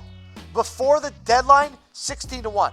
After, they're now 40-1 to win the title, which is what they maybe should have always been. Look, I went into this year thinking that the Lakers were going to be able to take advantage of a very, very good trade market for them. Kawhi was out there, as was Anthony Davis. Bradley Beal was there too. Damian Lillard. There's a lot of players that they could go. But at every single step of the way so far, they have botched the situation. They have embarrassed the franchise, and they have started to waste the last couple years of LeBron James' prime. Look, if you want to make moves when LeBron James is 37 and 38, you go right ahead. He's 34 still in his prime. Years old. You do not have a lot of time left before he starts to decline. And I think the Lakers have totally botched the first year of LeBron James with the Lakers. So I know they better crush free agency. The offseason. I might be being a little harsh, but I'm just being honest. What has their front office done since acquiring LeBron James that would give you any faith that they're going to be able to make a title contender with this squad? Meme team's been fun. Barely. They just traded away half the meme team and Michael Beasley. That's true. Which, by the way, they never should have signed in the first place. That's also my issue. Why did they sign Michael Beasley? Why did they sign Lance Stevenson? Why did they sign JaVale McGee? They knew these guys were going to end up causing problems, yet they ignored it and went after them anyway. Maybe, just maybe, Lakers fans and the media around them should have been more suspicious about why they hired Rob Pelinka. Because it is very clear as of right now, he is wildly over his head. Let us know who the biggest trade deadline loser is in the comments section. Harris, for me, it's the Wizards. Because I don't know what their plan is. I don't know if there's a... I don't know if there is a plan. There is no biggest trade deadline loser. It's the Grizzlies and the Wizards. Okay, they're your that's losers, but it's just they did not take advantage of the assets that they had in order to flip them into legitimate assets going forward. I think the Grizzlies botched one of the only few chances that they were going to have to legitimately rebuild their franchise. And good Lord, they better get a great trade package back from Mike Conley, or it is going to set them back another 5 years. This Marc Gasol trade set them back years. Years. Mike Conley could do the same. Hello, friends. I'm Tom Downey. Alongside me is Harris Rubenstein, still live with our NBA trade deadline wrap-up. So let's take a look now. With the trades over, the buyout market, always important, always key for players, and I feel like more and more prevalent as we go further along because of the way contracts work out. There are some players they are way too expensive to be traded for, but they end up getting cut and they can make an impact for players. Look at some of these guys here who are going to be buyout options. One guy, Wesley Matthews, he's going to go to the Pacers. That's pretty much set in stone. He's been cut. The Pacers are going to sign him there. Gives them an extra scoring boost. Remember, they lost Victor Oladipo. I like this move for the Pacers, Harris. I do too, and it's good for Wesley Matthews also to go from a team in the Knicks with also the Mavs where he wasn't going to get too much playing time. He's probably going to start for the Pacers, so it's good for them to get a little help in the backcourt. The big one then, Carmelo Anthony. Could he join the LA Lakers? Remember, the Lakers had interest in Melo, provided they had a roster spot available. Up until today, they did not have one. They didn't want to cut anybody who was a guaranteed contract. Then they make a 2-for-1 for Mike Muscala. Now there's a roster spot open, and the buzz is LA will at least strongly consider bringing in Carmelo Anthony. It'll be different this time, Harris. It'll be different. If the Lakers really traded away Vika Zubac and Michael Beasley to, if their intention was to open up a roster spot to sign Carmelo Anthony, then they are the biggest losers of the deadline. That is unacceptable. I'm sorry. I'm not, I've been titled as a Melo hater on YouTube. I'm not. I loved Carmelo Anthony. He was one of my favorite players growing up. He is not that guy anymore. He is not. I'm sorry. He is not good anymore. And if you really think that adding Melo to the Lakers, regardless of his friendship with LeBron, is a good move, I question your basketball knowledge. What does he bring to the table for the Lakers that Ivica Zubac would not? 3-point shooting. Like, really? Inefficient chucking from deep. Really. Rob Pelinka and Magic Johnson, since getting LeBron, this is a list of the players that they've acquired. Rajon Rondo, Lance Stevenson, Michael Beasley, JaVale McGee, Tyson Chandler, and will end up being Carmelo Anthony and Mike Muscala. That is garbage. That is awful. That is not good. That is bad team management. Bad. B-A-D. Magic Johnson, look, I get it. He's a nice dude. He is a great player. He's been an awful executive so far. Awful. And we said this during our trade deadline show. The first-round picks that they traded away because they were so much trouble, Julius Randle, D'Angelo Russell. Russell's an all-star this year. Julius Randle was borderline. Kind of surprised he didn't get traded, by the way, today. Huh? I thought he could get traded, too. Yeah, I thought he would, too. Didn't get dealt. dealt. You know what's crazy about Randle? The Pelicans signed him for nothing. He'd be the second-best player in the Lakers' whole team right now. But they didn't want to keep him because too much trouble. I'm sorry. Question the front office. Do not question Luke Walton. Luke Walton has been given such a crap hand in this situation. The Knicks, meanwhile, we mentioned Wes Matthews. They're also going to cut Cantor. That's not a huge surprise there. Again, he's owed $19 million. No one wants that contract, and the Knicks aren't going to take back money to make it happen. He'll be released. I figure a contending team will go at him there. Yeah, most likely. The Celtics were an option. There's a couple of the teams out there. I mean, I actually would love to see him back on the Thunder, but that's not going to happen. The Celtics are definitely an option. There's a couple of teams out there. I could see the Pacers also making a run at him as well. But Kent will be a great asset for someone in terms of rebounding and offense off the bench. Still can't play defense, but he's a good locker room guy who deserves a chance to contend for a title. I think he'll end up with a good team. One guy that it sounds like won't actually be bought out is J.R. Smith. Unable to trade him, has the rest of this year and next year left on his contract. The report from Cleveland.com is that he is not going to buy out. The Cavs are not going to buy out J.R. Smith. So he's just going to be stuck in purgatory in Cleveland. I want to review one quick thing today with you, Tom. Okay. The This feels like a Celtics trap, but today were able to trade a convicted domestic abuser to the Atlanta Hawks, along with a second-round pick and cash for nothing. You're telling me the Cavs couldn't trade J.R. Smith? Really? Well, really? I'll counter. Come on. I'll counter because Jabari Birds doesn't have a big contract. You could trade him for peanuts. Attach 2 second-round picks. See, I'm not attaching picks. Attach the Houston pick to him. I'm not attaching picks because I need those picks. I need to get players on my roster that aren't terrible. No, it makes sense. So you could have done it, but I'm not doing it at the cost of attaching picks. That makes sense. But I also just don't understand why the Cavs were not able to trade him to anyone. Now they won't even buy him out. Look, if they want to sit on the rest of his contract, if they want to sit on the rest of his contract, so be it. Again, I will give the Cavs a slight benefit of the doubt because Kobe Altman's done a good job this year. But they should trade J.R. Smith this summer. They cannot sit on his contract for another full year. I agree. That's when you do it because it comes at expiring. That's also a real, excuse my language, that's a real asshole move to J.R. Smith also. Yeah. The dude comes to town, helps you win an NBA Finals, helps you get to 4 NBA Finals. You don't let him play for 2 whole seasons? That's crap. That's a real Shumpert move crap right there. situation. I don't know. That's just a really bad way to treat a guy who helped you win a title. That's just bad. All right, some other possible buyout options. Marcin Gortat. Zebo could be moved, and he hadn't played much at all this year, but maybe a team looking for some veteran help brings him in. Maybe the Raptors? Raptors for all these because they have no bench right now. They really, look, they just got rid of Greg Monroe, so maybe Zach Randolph is a guy that they could come in. Jeremy Lin could be an option? Jeremy Lin could be an option. Multiple teams in the East now do have an open roster spot with these couple of trades. The Bucks have one, so do the 76ers and the Celtics and the Raptors. So someone's going to get picked up here. Wayne Ellington is going to draw a ton of buzz. I believe the Pistons were among the team interested in him. Is that right, Harris? Pistons are among the teams. And also, I want to go through really quickly the title odds after the NBA trade deadline.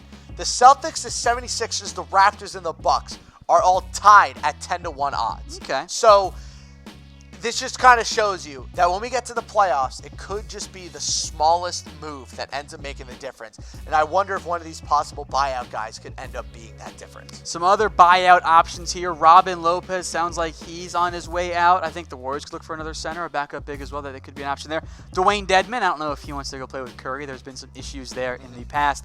Frank Kaminsky, Wasn't it Boston that wanted to give like a bunch of firsts for Four Frank first-round Kaminsky? picks for the pick that the Hornets used to take Frank Kaminsky. Okay. The Celtics were going to take Justice Winslow. Oh. There So you go. Boston really won that one, huh? Yeah. Okay. And then Milos Teodosic, the Clippers point guard, the old veteran, could be a buyout option I would as well. love to see Milos Teodosic go to the Suns. I would love to see them get like fit. a real It's a good fit. legitimate point guard in there next to Devin Booker. But they won't because it's the Suns. It's a good fit as well. So guys, type S in the comments section if you have already subscribed. We do all kinds of NBA coverage. It's youtube.com/chatsportstv. That's the link if you guys are like on Facebook. If you're watching on YouTube, well, just hit that subscribe button. It'll take you right to that page there. All of our great coverage, NBA plus NFL and all kinds of stuff this offseason. So go subscribe right now, youtube.com/chatsports. We are finished with the NBA trade deadline, so let's recap all the deals that went down today. We'll give some analysis as well, and then stay tuned later on for some winners and losers as well. So we'll go to the big one, not from today, but the big one that kind of started all the chaos the past couple of days.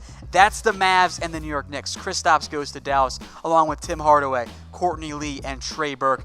The Knicks get Dennis Smith, DeAndre Wes Matthews, and 2 future first-round picks. The Mavs go all in on KP and Luka. I hated this trade for the Knicks until I saw those 2 first-round picks. I like getting – look, they basically traded away Kristaps Porzingis and the 2 worst contracts on their team for 3 first-round picks.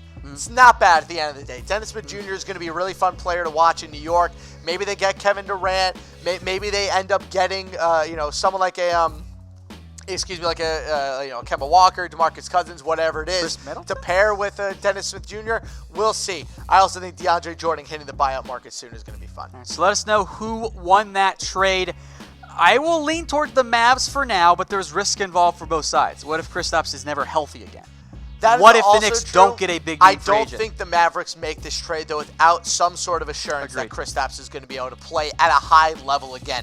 Agreed. And want to also point this one thing out. Kristaps has already said he's ready to play. Yeah. He's already ready to come back. The reason he hasn't come back yet is because he doesn't want to play for the Knicks anymore. Straight up. That was the reason. So, we'll see. All right, Cavs and the Blazers get used to seeing Wade Baldwin and Nick Stauskas involved. They were shipped out with 2 second-round picks in exchange for Rodney Hood. To the Cavs, they re-signed Hood and got at least some assets going forward there. Yeah, and Hood's a good player for the Portland Trail Blazers. They needed someone else on the wing that can hit threes. Rodney Hood can do just that. And also, if they don't want to give him a big extension, they can give him a qualifying offer this summer and keep him in town. All right, the Clippers and the Sixers. Sixers went all in, really, for this year. They trade for Tobias Harris, Boban as well, which I think will be a fun Embiid combo. Yeah. Those two will be fun together. Clippers get Wilson Chandler, Landry Shamet, Mike Muscala, who asterisks on Mike Muscala because we'll get to him later on. 2 first-round picks and then 2 second-round picks. We got another trade. Oh, what do we have? Oh, there it is. All right, I'll get to it. All right. You analyze this one, though. I see it.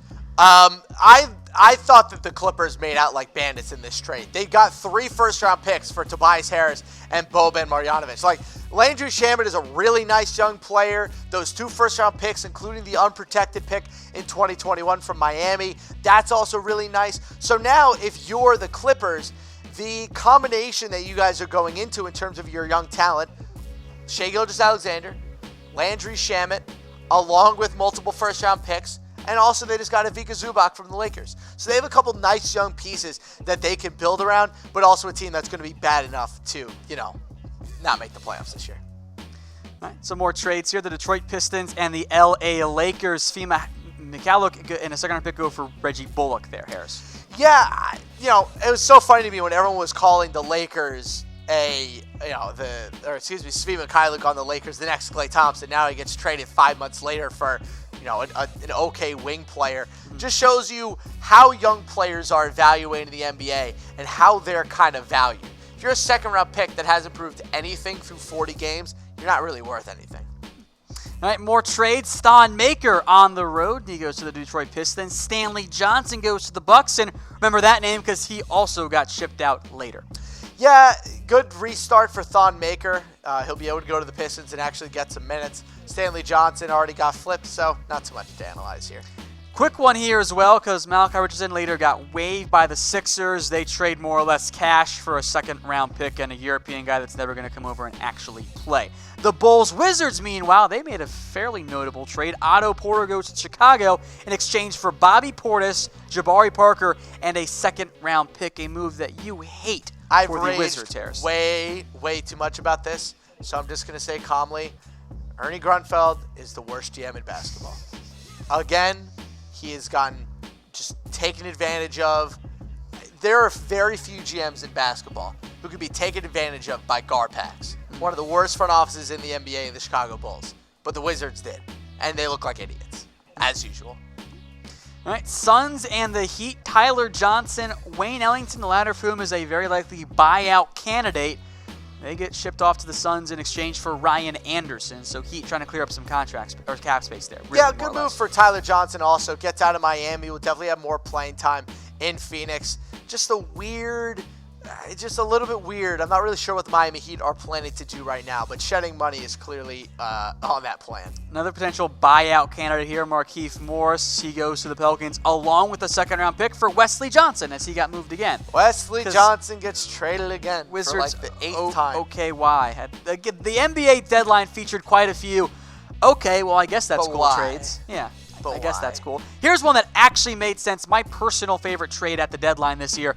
Zebo and Justin Jackson go out to the Mavs in exchange for Harrison Barnes. The Mavs free up contract or cap space for this summer. They get a potentially decent young bench player in Justin Jackson, and the Kings get better right now with Harrison Barnes to make a push at the playoff run and then hopefully retain him as well.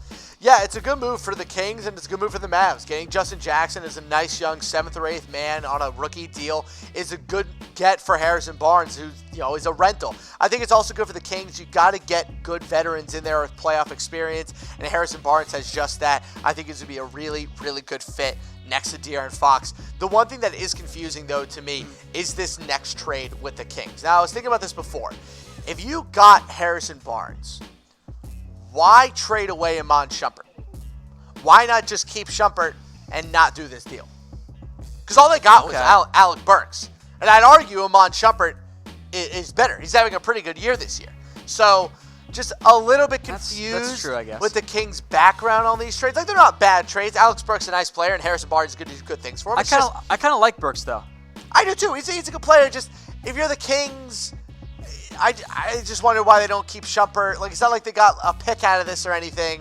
They just basically swapped them on Shumpert for Alec Burks. It's just a little strange for me. All right. That was also part of a big deal. Cavs got a first-round pick. That was the big boost for them as Stauskas and Baldwin get moved again.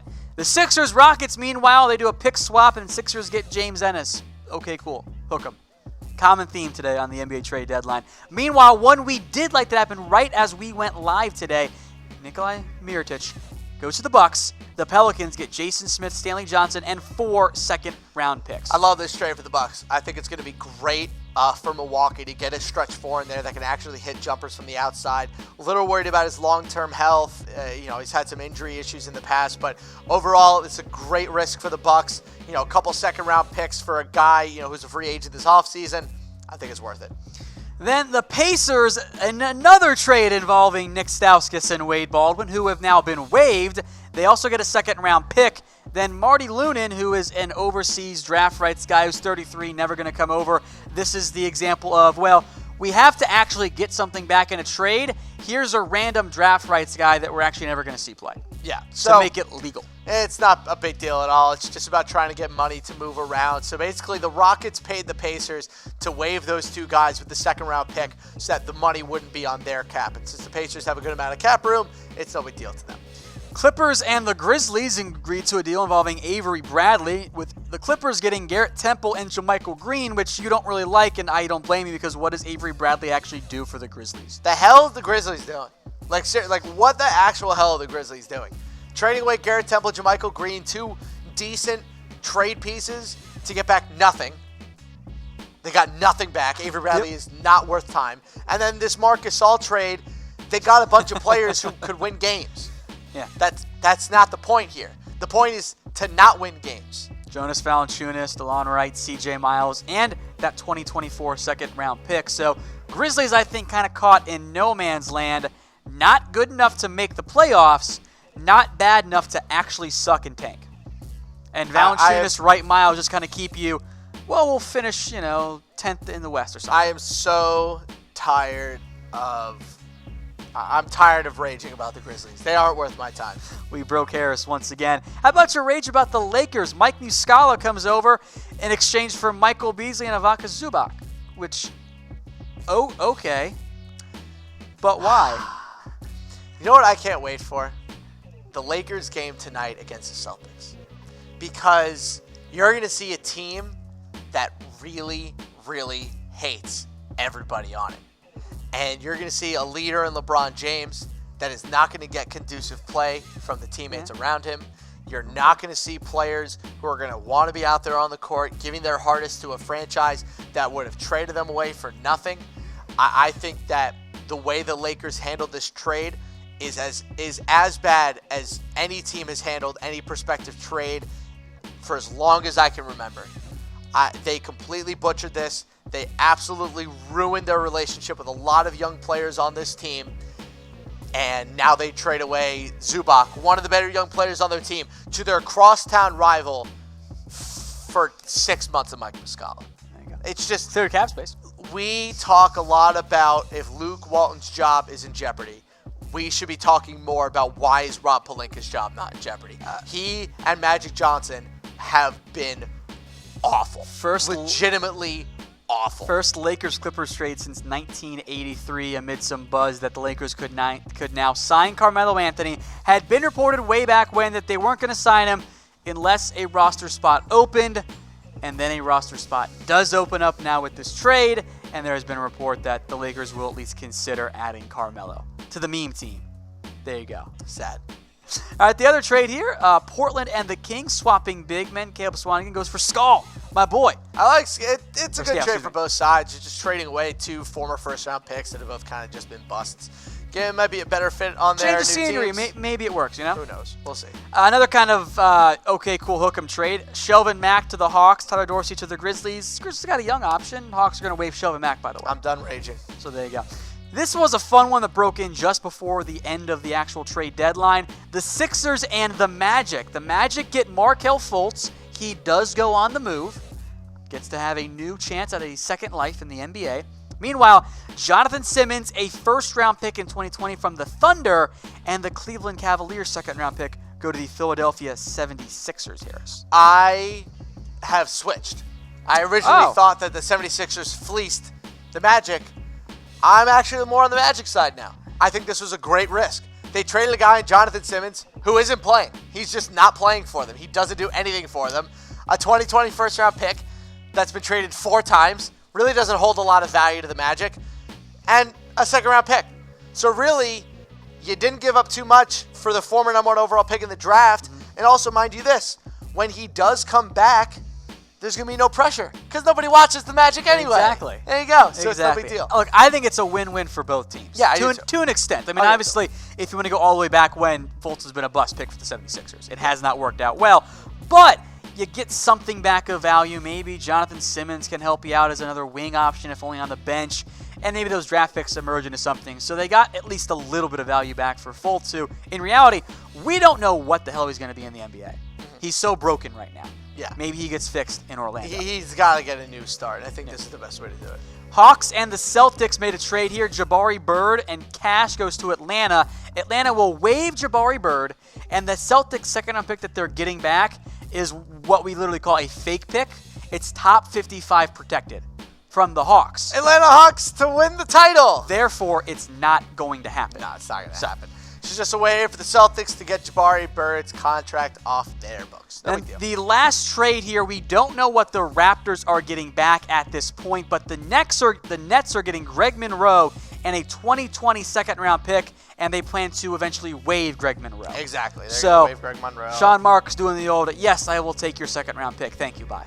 Yeah, that's what that was. They're going to cut Greg Monroe.